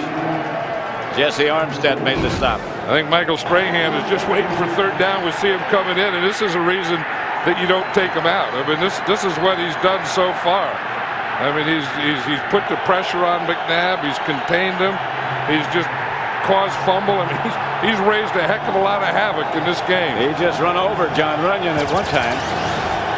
Strahan is back now. Yeah, maybe he just wanted to play the third and long. So what he's can rush the passer, 3rd and 8. Philadelphia's 0 for 8 in 3rd down. Here comes the giant blitz. And McNabb is down, taken down by the spy, Cornelius Griffin. Cornelius Griffin has done a heck of a job at spying. He really has. Because we knew that, Jim Fassel told us that he's the only guy in the defensive line that can do it. So he's going to be the guy. You see, he gets a rush and then backs out, and then he's the spy. Now, being a spy and being that big, then you have to be able to make the tackle, too.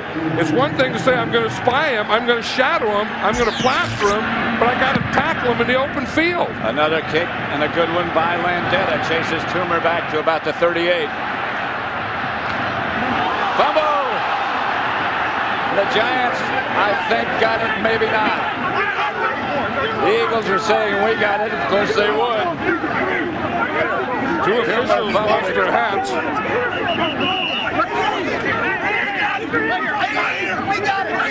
We got the umpire cam in there. Well, this is a skirmish. You're talking playoff football. You're talking loser goes home, winner goes on. They signal Eagles. Thomason down there. He didn't have it, though. Reese. Who comes out with it?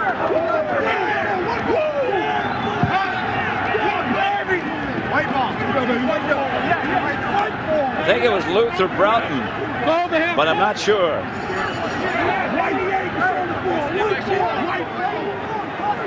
Mike Bartram comes out of the pile with it. Yeah, Mike Bartram is a snapper, and he's the 3rd tight end. In fact, last week after Chad Lewis got hurt, he had to play some tight end. And he came up with a big recovery for Philadelphia. And he's the long snapper. He's the guy that started that play by snapping it and then getting down there and making the play. Amani Toomer didn't look very aggressive on that return. I mean, you got to take that ball and boom, take it up there and get that, but you can't jump and dance around and stand there and get hit like that. Well, it's sort of strange for him. He doesn't usually do that. Here's McNabb up the middle. Chris Warren inside the 20 to about the 19. This is the reason when we talk about turnovers that the Giants can't have turnovers, because it gives the Eagles a short field. And you can just see what they do with a short field. Now they got protection. Now they can run and pass. Now they can open things up a little. I mean, they're not a deep passing team anyway, but the closer they get to the goal line, the more they play Eagle offense. On 1st down, it's Warren again, and he is hammered out of bounds. Strahan led the tacklers. Warren, Strahan and Sam Garnes is up there too. I mean, this is what Strahan does well. He takes on a blocker and then comes right down the line, right where he's going. Sam Garnes, a strong safety, up to keep the containment, and Michael Strahan are running right down the line, flattening out. And now McNabb's got to throw it. He's got Mitchell in the game with him in the backfield.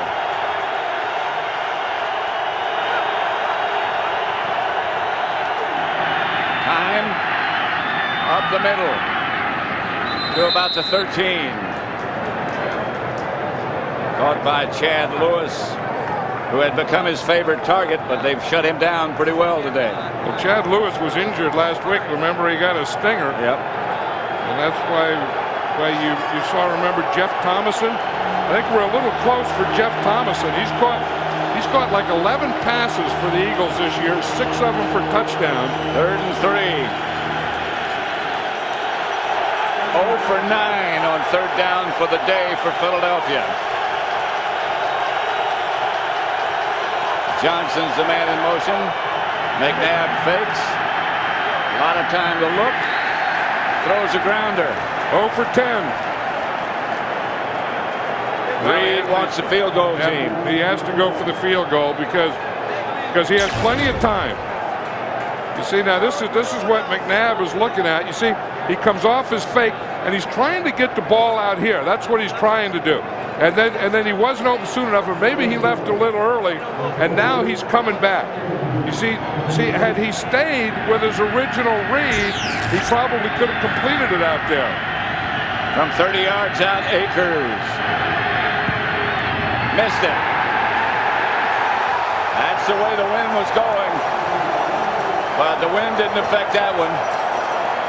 He just pulled it.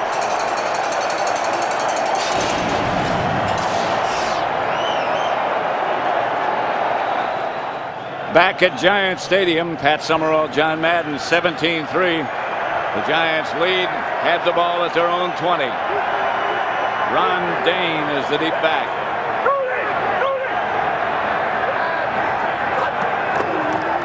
Hand off Dane. About 5. Part of the Giants' plan today is be able to run the ball, and I think that's helped keep this defensive pressure down. Look, Kerry Collins has not been sacked from anywhere. No sack. He's been hit 3 times, but that's all in the middle, and he's been hurried like 5 times, 6 times. But look here, here's the big thing. He has no sacks, no hits, no hurries from the defensive right side or his left side where Lomas Brown's protected. 2nd and 5. That's Dane again, and he got a first down. Jim Fossil's really looking good now. We talked about earlier how he said, you know, I guarantee we'll be in the playoffs. And then this week he kind of said the same thing about Ron Dane. He said Ron Dane is going to play more. Ron Dane is going to be effective, and he is going to be a big asset for us in these playoffs. That clock keeps running. We saw Ron Dane yesterday at the donut trough. We did. Eating donuts. He wasn't by himself. He has to buy the donuts. Here he is again. Is Dane to the 35. Well, Dane's getting a little action in there. He's getting the feel of this game. And when you're going to fight like that and run like that, you need a little donut on Saturday. But they have a rule, the Giants, that the #1 draft choice has to buy the donuts on Saturday. You can look, you see touches versus the Eagles, 21 for Dane, 14 for Tiki Barber the first time, 26 for Dane, 18 for Tiki Barber, and then 11 for Dane, 13 for Tiki Barber. So Ron Dane against the Eagles has been a pretty big part of their plan. Collins throws too high. Amani Toomer, the intended receiver. Monty Toomer still only caught 1 pass. That was the thing when Jim Johnson, and we were talking about that last. I think that's the first time I remember doing Giants games when a defensive coordinator was worried about a wide receiver, said he had to take someone away. Since maybe a Homer Jones. Yeah, we've been together 20 years ago. That was before Homer Jones was before that. But I've never heard anyone, and that's what I've always thought the Giants lacked. Collins takes a timeout. Fine dining. Yeah, they either need a little less food or a little more table there. Yeah. I'm glad they don't have one of those sandwiches we saw earlier. Yeah, you don't go to a place like that for a sandwich like that. A place like that, you have to figure out which utensil you use. Here's Collins, chased and throws it away. And the Giants are going to have to punt. Corey Simon put the pressure on Collins. You know, Michael Strahan never sits down. Yeah. He says that's one thing that other guys do. He said they go sit in the heaters and anything. That's a mistake. That you get warm and you get cold. You get warm and cold. And the other thing, you kind of sit down, you cramp up and stuff. During a game, Michael Strahan never sits. I remember when George Foreman was fighting, and he would never sit between rounds because he didn't want to use the energy to get up off the stool. High kick by Maynard. Bounces kind of sideways and now rolls down inside the Eagle 30. 17-3 the Giants over the Eagles. 4:40 left in the third. McNabb back to throw. Screen pass. Mitchell. Mitchell out of bounds. Jason Sehorn took him out. Yeah, you look at Jason Sehorn, and they've thrown at him 3 times. They've completed 2 for 10 yards, and he has 1 interception, and that was a touchdown. I'll tell you, but I think the other corner, too, I think Dave Thomas is playing well because the Eagles came in with their game plan. It was to go after Dave Thomas. I think every time they've done Dave Thomas, every time they've done it, Dave Thomas has shut him down. Pass caught by Nate Brown, who got up and ran. Dave Thomas was not playing on that play. Now that was Emmanuel McDaniel was in there. In fact, and he wasn't touched. He didn't touch him. He catches the ball. McDaniel doesn't touch him. The Eagles, no huddle, hurrying up. There's no one out on that far receiver. They better take a timeout. Yep. There was no one out here. They're in a form and nickel, and as you said, Dave Thomas wasn't there. Now Thomas comes in. Yeah, that was a strange thing. They say now it's a challenge. Yep. They're going to challenge that last play. But look what here. If they would have just got up there and just snapped that ball, there's no one looking. There's no one out here. And he looked out there and just thrown the ball. It would have been a touchdown. The Giants are challenging the ruling on the field that the pass was completed. Dave Thomas had leg cramps. This is a Giant challenge. The ball is right at midfield. Here's the challenge. Yeah, he caught it. Yep. He caught it. It wasn't touchdown. See, I mean, that could be, you could challenge the 2 things. 1, did he catch it? And 2, was he down by contact? Nope. He caught it. He caught it. And he wasn't down by contact. Now he has it and gets up and runs with it. So I don't think there's anything there. Jim Fossil hasn't had a real good record as far as the challenge. No, I don't think he's going to win this one. And he even has, in addition to his staff up in the booth, he also has 2 officials up there to help him. Now, he was touched, but before the ball got there, I think.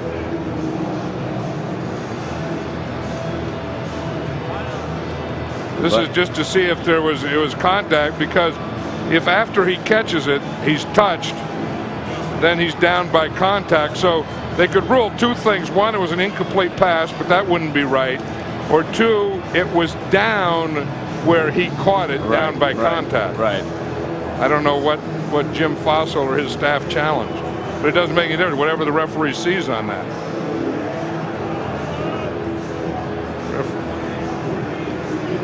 Well, he was touched, but he's not down as a result of contact. But once he has the ball, if he's touched, then that's contact. Yeah. Well, I'm not sure he had the ball when the contact was made.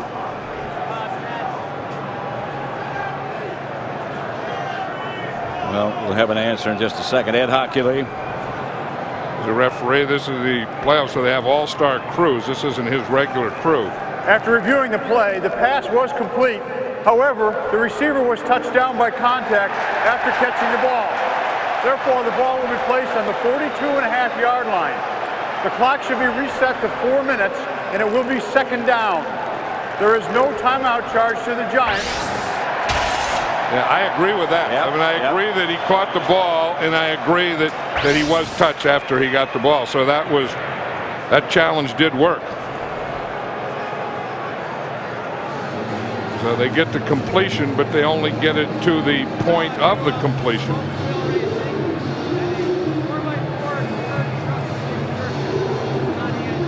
I kind of think that, you know, that this is a thing that, you know, the challenge, the instant replay is here to stay. And they have to vote for it every year, and I think it's a good thing, and it's something that as they do every year, they'll get better at it. Well, the scoreboard says 3rd down. On the sideline, it says 2nd down. It is 2nd down. It is 2nd down. It's 2nd down, yeah. And we see Dave Thomas is back here now. He had cramps or something in his leg that he was trying to work out, and that's why he wasn't in there on that last play. And they went to work right away on his replacement. And now they're going to work on him. And it hit the Giant defender in the head, Sean Williams. Yeah, Sean Williams was coming over to double cover. I mean, they know that they're going to try and work out there on Dave Thomas, so they're giving him help. So that time he had inside help. Here's the inside help from Sean Williams. Sean Williams going over there to help, and lo and behold, he gets doinked in the back of the head. And it brings up a big third down. 3rd and 6.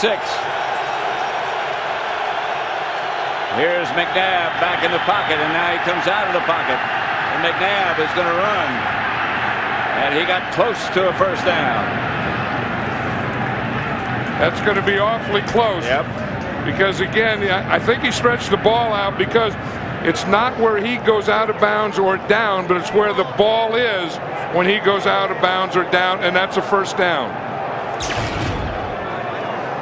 Is it one thing? They had this thing pretty well under control. Then they started to get up the field.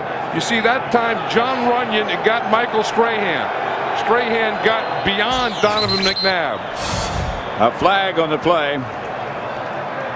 Ball start by the offense, number 76. 5-yard penalty. It's still 3rd down. Again, on the previous play, Cornelius Griffin, who's been spying McNabb, is the guy who knocked him out of bounds. Yeah, and he's done an excellent job really on has. McNabb. That time, McNabb got him, and he got a first down. And I think John Runyon also got Michael Strahan. One place as a pass rusher you never want to be is behind the quarterback. He's not going to lateral to you. Look how wide Strahan was, and now he backs out. Here comes the blitz.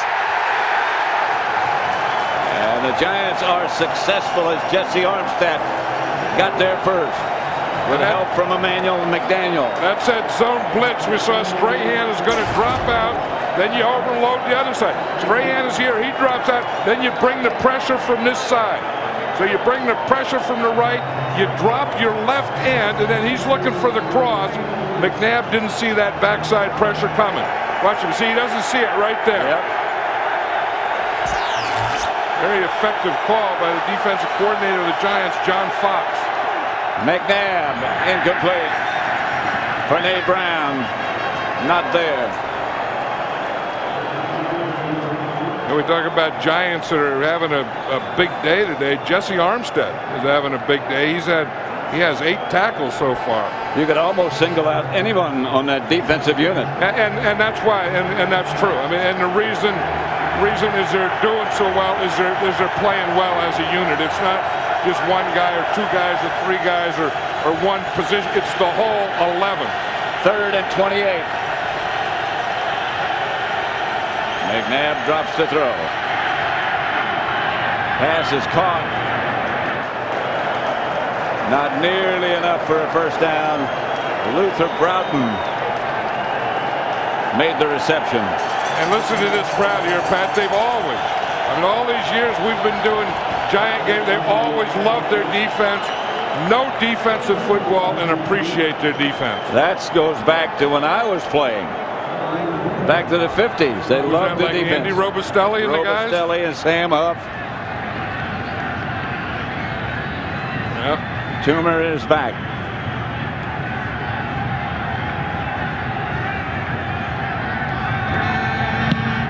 Landetta gets off a dandy. Toomer lets it hop. And it's going to roll dead at about the Giant 3. Well, that was a great punt by Sean Landetta. Toomer had the old rule, you stand on the 10-yard line. If it goes over your head, you let it go.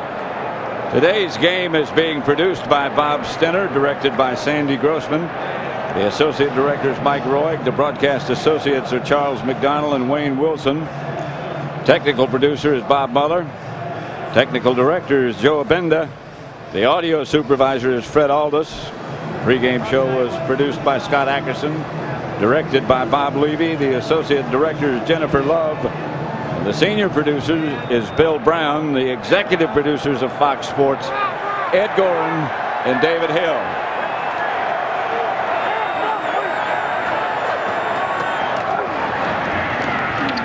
Dane hammers over the right side. This is Tiki Barber. I beg your pardon.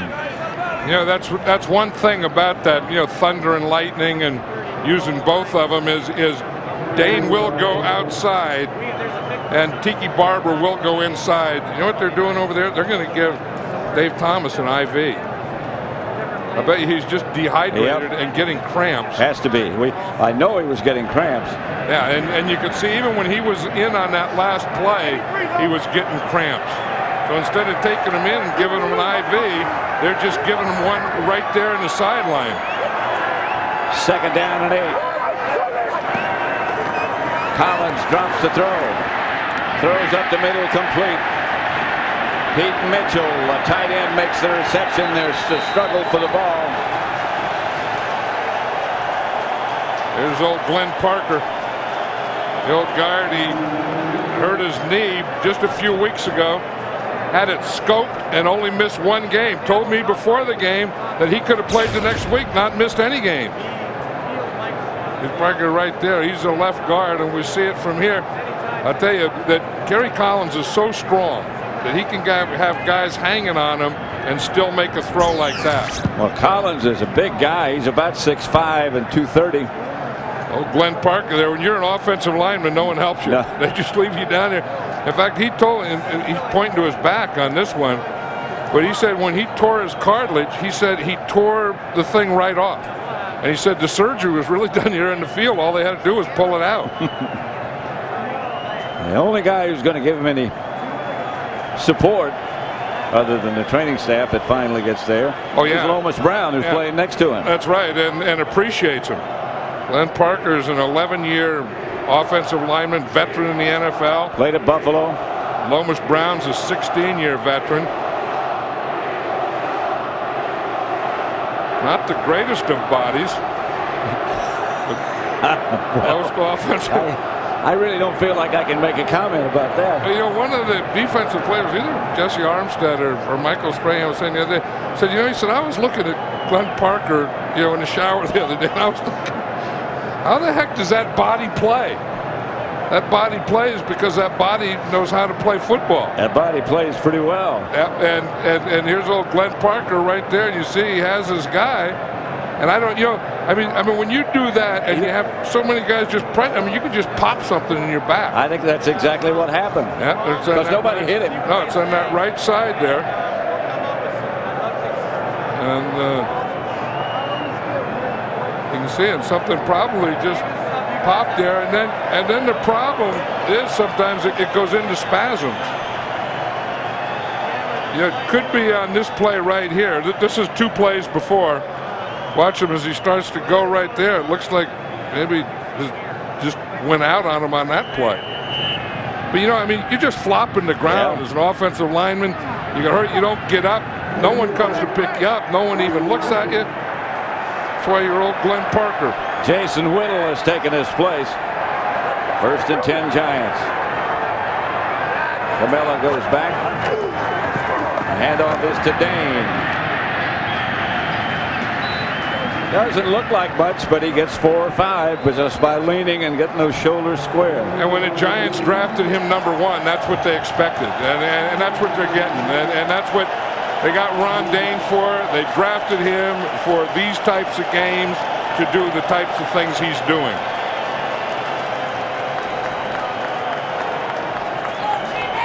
That's the end of the 3rd quarter. Back at Giants Stadium, 1 quarter to go, 17-3, Giants over the Eagles.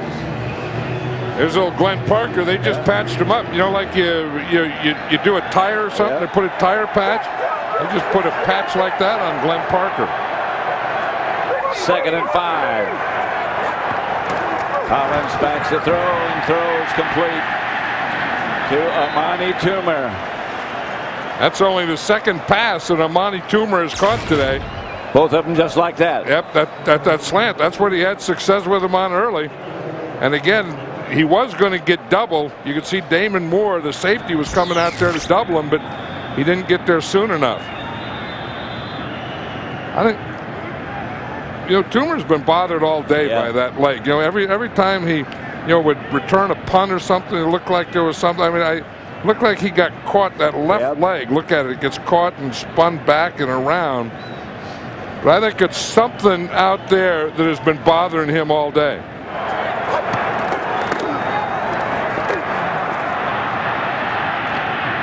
Not much doing. The other thing I'll tell you about Glenn Parker, though, is he's a player, and he's really good for this team. I mean, they brought in Glenn Parker, they brought in Lomas Brown, they play next to each other, and they really added, to the locker room of this team. And you can see, they're ahead 17-3. It's the fourth quarter, but he's doing everything he can to get back in this game. He's probably not going to. Both of them, both Lomas Brown and Glenn Parker, are very smart players. You don't think of offensive linemen as being very smart. Oh, yeah, they're the smartest guys on the team. The pass is complete to Ike Hilliard, short of the first down. Yeah, I would bet that if you took them in testament, the offensive line would be the smartest. Plus, they're the best guys in the team. I was talking to Glenn Parker down in the field before the game. He's going to be back in there. What the heck am I talking about? That's old Glenn Parker. But I was saying, the offensive linemen are always the best guys. I mean, they're always the nicest guys. They have the most fun. And I remember when I was a coach, if I ever had like a bad day, I would always go, like in the warm-up, before practice, I'd always go and stand with the offensive lineman. Amani Toomer is back in the game, split up at the top of your picture. And here's Collins on the quarterback draw. And he just lowered his head and took off like a running back. He is a tough guy. For a first down, who would have thought in this game that Kerry Collins was going to be the rusher? That Kerry Collins could rush for more yards than Donovan McNabb. And this is an organized run. This is one that they're telling him, you have to put your shoulder down. This isn't the time that you're going to slide. You can tell he's not going to slide. No way. He's running this like a fullback. That's right. Running like that, like Alan Amici or one of those guys did. Watch it first from here. down. He's coming right at you. You got down there.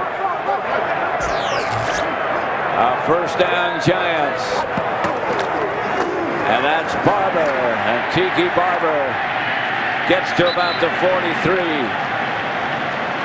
Picked up about 6.5 or 7. Tiki Barber was saying that, because of his broken left arm, he's going to have to carry the ball in his right arm the whole game. And he said he worries about it a little because before he started switching from right to left, you always want it in your outside arm as a runner. He said before he started to switch, he said he used to fumble. Then when he switched it in, that guy that he's standing next to there was Charles Wade. Remember the old Giant fullback? Second and 4. They fake to Dane, and Collins lofts it deep. Pass is caught by Mitchell. Inside the 10, first and goal, Giants. I was at practice Thursday and I saw him working on this play, and it was the same spot in the field, and it's the same way that they hit Mitchell. Watch him, he's the tight end in the left. They have 2 tight ends here. He just comes right here and he just runs a post pattern. He's the second guy in. He just runs the post pattern. They run a double post. Campbell goes to the post and then Mitchell goes to the post. If they come off on Campbell, they throw to Mitchell. If they stay with Mitchell, they throw to Campbell. Pete Mitchell got to the 9. It's first and goal from that point. We're back at Giants Stadium, 17-3. The Giants lead Philadelphia. 10:49 left. This has been a heck of a drive. It started out on the 4-yard line. Kerry Collins has been 4 for 4 throwing. Then he had that 9-yard run, that third down run for the first down. This has been a heck of a Collins drive and a heck of a Giant drive. Who would have thought? Number 5 in the blue. They lost the ball. And a whistle was blown. Something happened before they ever got underway. Before the ball was snapped, false start by the offense, number 77. 5-yard penalty. It's still first down. Luke Pettigrew. There's such a thing as a fortunate penalty. That's the first penalty today against the Giants. I mean, that's what the Giants have done well. They haven't had penalties. The other thing that is still amazing is the job that Lomas Brown is doing, or the job the Giants are doing on Hugh Douglas. Hugh Douglas does not have a tackle in this game. Here's Barber. Lomas Lomas Brown did his job again. Yeah, he has him where he wants him. You know, where he's trying to get up the field and they're running a draw on him. They know that that he's going to do that type of thing, try and get to the quarterback. So they let him go up the field. Lomas Brown just punches him out, and then Tiki Barber just ran right inside of him.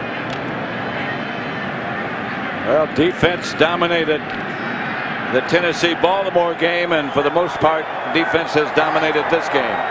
Defense and turnovers. That's what win playoffs. Collins back to throw. He's going to take off again. This time he slides. Now that was a different type of run. Yes, that was a second down run. That other one where he needed the first, that was a third down run. Third down, you have to get the first. On second down, you want to live to throw the next play. You go head first on too many second downs, you won't have as many third downs. That's right. Today's attendance, a team record. It seems like every time we come here, there's a sellout. They got all the seats sold, but today's a team record, 78,765 standing room crowd today. Where do they put the others? Just stand them anywhere? I guess. Just walk around? Collins gives to Barber. Barber lost the ball, but after he hit the ground, Jeremiah Trotter tripped him up. Here comes the field goal unit. One thing, if you're going to run Tiki Barber like they are, and you know that he has to carry it in his right arm, and you want the ball in your outside arm, you run the ball to the right. And that's what the Giants have done mostly today with Tiki Barber. They've done that mostly all season. Yeah, they're a right-handed team. Yep. They're a right-handed running team. But they've had pretty good success up the middle today, too. Yep. We saw 4-mile-an-hour wind, and that's strange at Giant Stadium. From 25 yards out, Dan Uiso is good again. Uiso's kickoff sails down to Brian Mitchell, and he starts at the 10, and cut down is Mitchell at the 25. The Giants have always been about defense. Those are the touchdowns. McNabb drops it out for a receiver very close to him, Brian Mitchell. And you can say that it's either third down defense or bad third down offense, because the Eagles are only 1 for 12 on third down conversions. McNabb 16 out of 33 for 130 yards. That's not many. One interception. And he just hadn't been able to get those first downs. And he hasn't been able to run either. McNabb. Torrance Small makes the reception. And we see the guy that makes the play there is Dave Thomas. We saw him in the sideline getting an intravenous feeding. Look at that today. They're 1 for 12, 3 for 10 in the first game, 1 for 11 in the second game. So that's been a problem for them every time they play the Giants, and here it is again. McNabb. Intended for Chad Lewis. They almost have to go for this, don't they? Yeah, you would think that they would have, had a different play on third down. I mean, I would think somewhere they have to just put the ball in McNabb's hands, and he just has to make a play. Sam Garnes was all over Chad Lewis. In fact, if you were going to go for it on fourth down, then that third down would have been a good run down. They need a yard.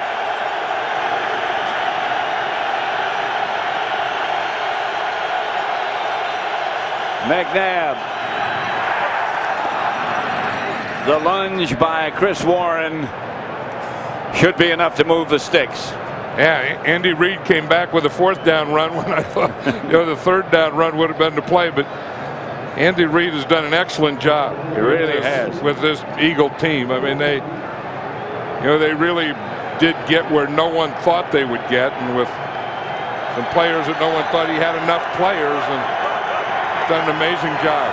There's McNabb back to throw down the middle.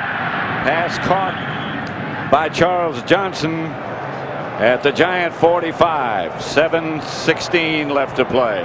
Remember, we did the first Eagles game of the season was against Dallas. At Dallas, and it started with an onside kick. The first play of this. The umpire's down. Those umpires get knocked down more than a lot of players do in a football game. First down, Philadelphia at the Giant 45. Blitz coming. McNabb shakes one, shakes two, can't shake the third. Ryan Hale made sure. Yep, Cornelius Griffin was the first guy in there. He's having a heck of a game, Griffin is.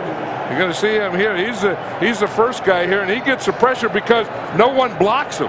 No one blocks Griffin, so he just hits that hole, and then he makes McNabb spin. And there's the next guy. There's Michael Strahan, and the third guy finally gets him. But it was all started by Cornelius Griffin. 2nd and 17. McNabb in the pocket. Passes underthrown.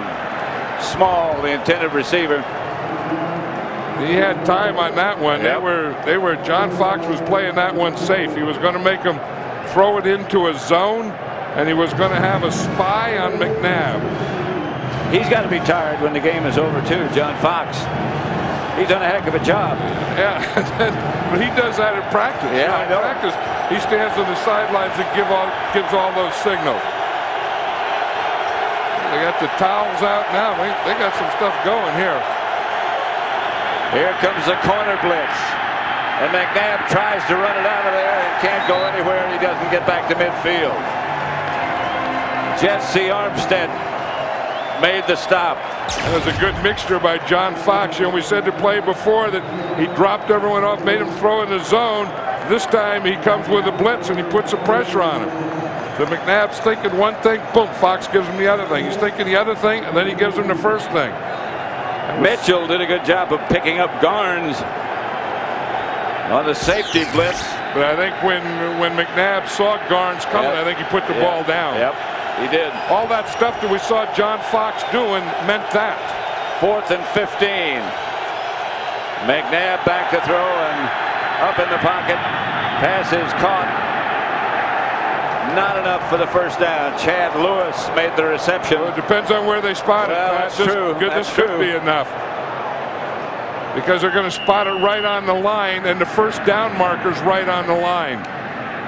This is going to be one of those things that is going to be very close. It's going to be millimeters, centimeters. What's bigger? What's bigger, millimeters or centimeters? You're asking the wrong guy. Centimeters, I think. Centimeters is bigger? Yeah. Okay, then this is going to be millimeters. There's right there where he got the spot. And again, as you look down at where the chain is, the first down marker was right on that line. The official's holding it so no player comes and kicks it a little. That's an old player trick where you put it down and you go just give it a little nudge. You're going to hear the cheers. Didn't make it. The Giants take over. And it looks more and more like the Vikings will be coming to Giant Stadium next week. The Eagles have challenged the first down spot. And I think they have to. I mean, this is just a last resort. I don't think it was a bad spot. I think it was a good spot. The ball never did touch that line, I don't think, and the ball spotted on the line, so they're going to lose it. After reviewing the play, the ruling on the field stands as called. The progress was correct. Giants ball, first down. Philadelphia is charged with their first timeout. I think they gave him an advantageous spot, and then when they looked at it, I'm sure that Andy Reid did the right thing because, as I said, it's a last resort. You have to try something, but that ball they spotted on the line, and the ball wasn't close to the line. So the Eagles will have 2 timeouts left. The Giants only have 1. That cost the Eagles a timeout, but as you said, he had to challenge that if he had any hope. Dane is the deep back, and Ron Dane gets the carry. Got about a half yard. I think with Tiki Barber in his arm situation and this game pretty well under control, I think that they should give a heavy dose of Ron Dane and just leave him in there. That's what they planned to do in the beginning. Tiki Barber said at Virginia when he was in college They didn't tell him to change arms with the ball. Just carry it under the strong arm. Yeah, they called it the strong arm. That's what Charles Way was saying, too, that they taught him there that you always keep it in your strong arm. And Tiki Barber said that was his right arm, but then he started fumbling too much, and he started changing it. I know offensively, I mean, I don't have a vote. I don't even know if they have an outstanding player, MVP, player of the game, or anything, but I would sure give it to Lomas Brown. I mean, a guy that everyone was saying is Hugh Douglas is going to do this. Lomas Brown, 16 years, can he do it? And he not only played well, he played outstanding today. Very intelligently. Lomas pulls in front of Barber, or Dane, sorry. Another dose of Dane. I think so. Dane's playing in this game. Cecil Martin, the fullback in the other team, was his blocker at Wisconsin. So we have the 2 Wisconsin running backs in this game. Philadelphia timeout, and they're out of timeouts now. And there's Lomas Brown, and you know, just the way he's standing there. He got those arms pumped up for today's game. You could just tell that he feels good about himself. I mean, he's felt good about himself in his whole career, but he had a job to do today. And he knew it, and all his teammates knew it. And he came out and did it. Coming up on the Southwest Airlines post-game show, JB, Terry, Howie, and Chris will have playoff highlights and analysis. The Fox Sports ticker will have up to the second stats. All coming up next on the Southwest Airlines postgame show. You see Michael Strahan over there in the sideline. He's organizing something. Either he's going to do something, or he's talking about next week, or he's organizing some deal. Some deal's going down over there. This is Barber trying to go back the other way. And a flag on the play. Bobby Taylor on the tackle. Yeah, that's out of frustration. I mean, the Eagles came in here with a chance to do something and get to a championship game, and I think they've been frustrated all day, especially their offense, and then that carries over. The defense has been on the field all day. Personal foul, face mask by the defense, number 21. 15-yard penalty, first down. A 15-yarder. Yeah, that's the type where you grab it and then you twist it, as opposed to just grabbing and letting go. Bobby Taylor held on to that one a little and then tried to say that he didn't do it. But the Eagle defense really hasn't played poorly. I mean, they were there. Well, you look at the 2 Giant touchdowns, the kickoff return and then the interception, and that's it. Yeah, I mean, that was, and the defense wasn't on the field when the Giants got their score. 1st and 10 at the Philadelphia 48. Dane again.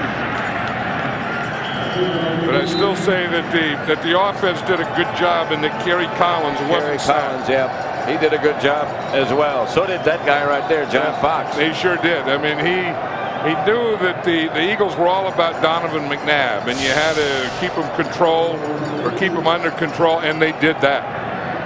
Collins hasn't been spectacular throwing, but he's been a solid leader, and also when he put his head down and got that first down. That drive was a big drive. There's Sean Payton, offensive coordinator and quarterback coach, who calls all the plays. Somebody moved. Flag on the play. 4 minutes, just over 4. By the offense, number 87. All that business about. It's still second down. Can you beat a team 3 times in the same year? Yep, and they are in the process of proving yes. Cornelius Griffin also did a heck of a job today, because yes, he did. He was a guy that was a spy, and they thought it was going to be Barrow and all this stuff, and he was very effective, and that's why Donovan McNabb didn't have his way running the ball. They kept him under control. Here is Dane. Nothing doing.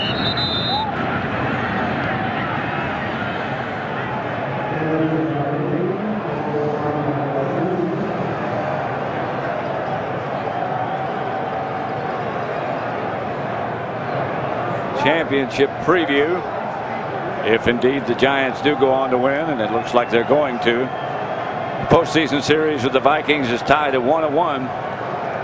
Remember the 1997 wild card game and how that one ended? The Vikings came back. I think everyone here remembers that. I think so too. Collins to Dane, hit in the backfield, no gain. Corey Simon still after it. The Giants have won 6 consecutive playoff games. And how about that one? The Vikings haven't. 6 consecutive games, not playoff games, I beg your pardon. The Vikings have not played outdoors since Thanksgiving at Texas Stadium. Yeah, but they still bring in Randy Moss in here. They still bring in Robert Smith. They still bring in Chris Carter, and they're going to have, because the Giant defense plays very, very well. But if they have any trouble or any problems, they have trouble or problems with speed, and the Minnesota Viking offense will bring that in here. Ball start by the offense, number 29. 5-yard penalty. This is a pretty fast track too. At least it would seem so to me from being down on the field before the game. Yeah, before the game, when I walked out there, the thing that I noticed was how hard the field was. Yeah. And you know, you can look and see that there's not a lot of slipping and sliding out here today. That this would be, I mean, for January, surprising. You would call this a fast track. Yes, you would. And I can't remember at this time of year when there's been so little wind at Giant Stadium. And we've been here a few times. This is a beautiful day. We go back to, and the punt's blocked. It fumbled. The ball's loose again. Jason Bostic blocked the punt, and the Eagles get the turnover. Luther Broughton. They say the ball's on the 10.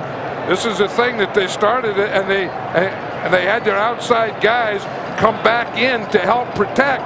But then when they came back in, they didn't block. They saw that the Eagles were going all out. They were going for a block, so the Giants brought their outside guys in, but their outside guys didn't stay and block. And if Bostic doesn't fall down, the Eagles are in the end zone. Look at this. See, Howard Cross can't get to the outside guy.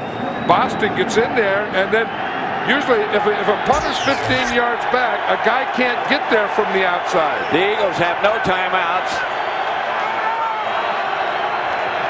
Here's McNabb back to throw. Incomplete, and the flag on the play as Armstead grabbed Torrance Small. Yep, that's like a timeout. A flag, of course, will stop the play, and then they are going to get one at the 2-minute warning. Yep. So what the Eagles have to do is get a score in here so they can get an onside kick. By the defense, number 98. The ball is placed at the spot of the foul. Automatic first down. You saw that. It was Jesse Armstead. Yep. And now what Andy Reid has to do is to use that 2 minutes. See, you also get a clock stoppage, a change of possession. So you would like to score right away and before the 2-minute warning. McNabb overthrows Small. The faded too far. And he's looking on that card. He has all the situations there and all the plays. And you have plays for, you know, inside the 10. So these are his 10-yard plays that he's calling now. And that'll be until he gets down to the 3-yard line. Then that would be goal line play. 2:12 left. Here comes the Giant blitz. McNabb. Incomplete. Intended for Jeff Thomason. The pressure up the middle from Garnes again. They've had pretty good success lately with bringing those blitzes. They didn't start early, and here you see Sean Williams is coming up, and they're bringing the safeties, and knowing that he's not going to work those guys, that they can cover man to man now. It was Sean Williams and Cornelius Griffin who put the pressure on. 3rd down. Here's McNabb. steps away from one, throws to Warren at the 35. There's a flag on the play. Warren out of bounds at about the 1.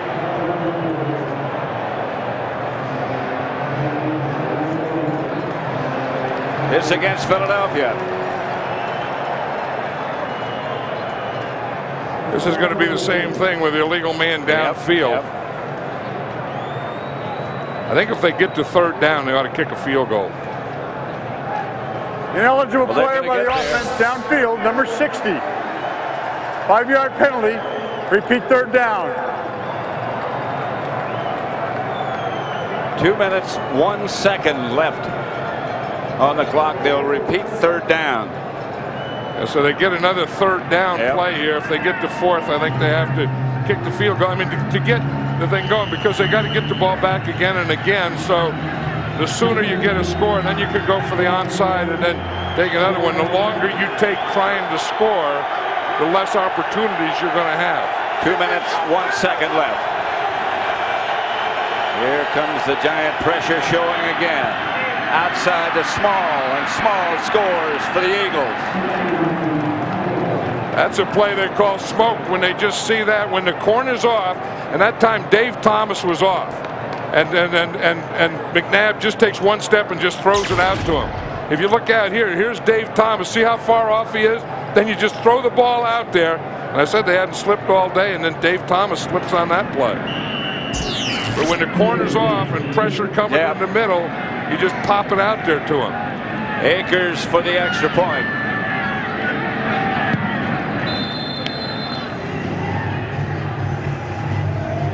Back at Giant Stadium, 20-10. The Eagles just scored. 1:56 left. There's a lined up all to the left. Yep, there's a kickoff team, and then here's a hands team on this side. They're all bunched up. So you got this bunch. You're going to run into this bunch, but the ball has to go to that red line. It has to go 10 yards before the Eagles can touch it. The Giants can come across. Remember, Jason Sehorn came across and ran one back for a touchdown. Akers has decided.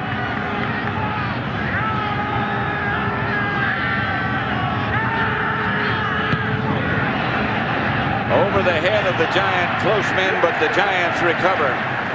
Ike Hilliard fell on the ball. Yeah, that didn't work. They tried to trick him. They lined up in the left. They got the Giants to line up in the right, and then they kicked it to the right. See, they kick it back to this side here. Everyone was over on this side, but there were no Eagles there if to get it. I mean, the idea is to onside kick it, and then when the ball goes 10 yards, have the kicking team, one of your guys there. The ball goes 10 yards, and all you see is blue jerseys. Yep. So the Giants take over. The Eagles have no timeouts. 20-10, the Giants lead. They're just going to kneel. They've got Ike Hilliard back deep. John Fox and Michael Strahan happy about this score and happy about their performance. Michael Strahan really took over this game early. Remember, last week it was Hugh Douglas who kind of took the game over and made a play, and Strahan did it today. And I mean, he ran right over John Runyon. He hit Donovan McNabb. The ball come flying out of there, and Michael Strahan played today like a man possessed. Yes, like he did. He knew that he had to do a job. He had a game plan, and it worked to perfection. So did Lomas Brown. Well, yeah, on the offensive side, it was Lomas Brown. Yep. You know, everyone was worried about Hugh Douglas, and rightly so. I mean, if the Eagles' front line is going to put pressure or do something to Kerry Collins, it's going to come from Hugh Douglas, and Hugh Douglas didn't make a tackle today. I mean, that's about as perfect as you can get. Yes, it is. Summarizing what happened, the Giants scored on the opening kickoff. Ron Dixon returned it 97 yards. Jason Sehorn got the other Giant touchdown on a 32-yard interception return for a touchdown. The Eagles were 2 out of 15 Remember when I said earlier they were planning something in the sideline? Yep. I think we just saw what they were planning. And did they catch them? Yeah. Sometimes, don't you got to get a jump on? You wonder how they keep catching them like Yeah, that. my man Jim Fossil didn't get a jump. Well, he guaranteed a lot of things. Yeah, I mean he's at, but he has to take off his gloves. He got so much stuff. In fact, they got him with a double dip. Once they get him the first one, and then they say, well, that wasn't good enough, so they come and they get him a second time. Well, I'll tell you, when you get into playoffs like this, it's worth it. At least it's not anything but water. I mean, that one got everyone. Yeah. It got old Murph down there. It got Fossil. It got That's what Strahan was flooding. I know it. And now they got the third bucket.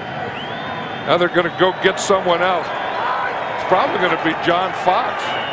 Collins just kneels down, and the clock will continue because the Eagles have no timeouts. They got John Fox. It was John Fox. You can see those defensive guys there knew that they were going to go get their guy. The last NFC title game here was against the Redskins, January of 1987. Right, and we were here. We were here, and we're talking about the Giants beating the Eagles 3 times in 1 year. In that year, back in '86, they beat the Redskins 3 times in 1 year. It can be done. It has been done. It's being done. And again, the Eagles cannot stop the clock.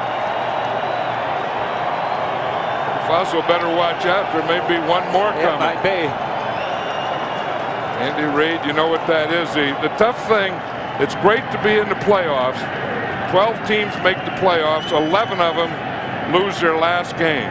And the finality is tough to take because there's no game next Sunday. You know, there's no we'll get them next week. There is a game next Sunday, but they won't be involved. Not the Eagles. Yeah. Not the Eagles. But you have to go home and work your clicker. The Giants get to play in the big one. After this, there will only be one game between the New York Giants and the Super Bowl. Super Bowl number 35. The Giants will let it run out and come away with their 3rd victory.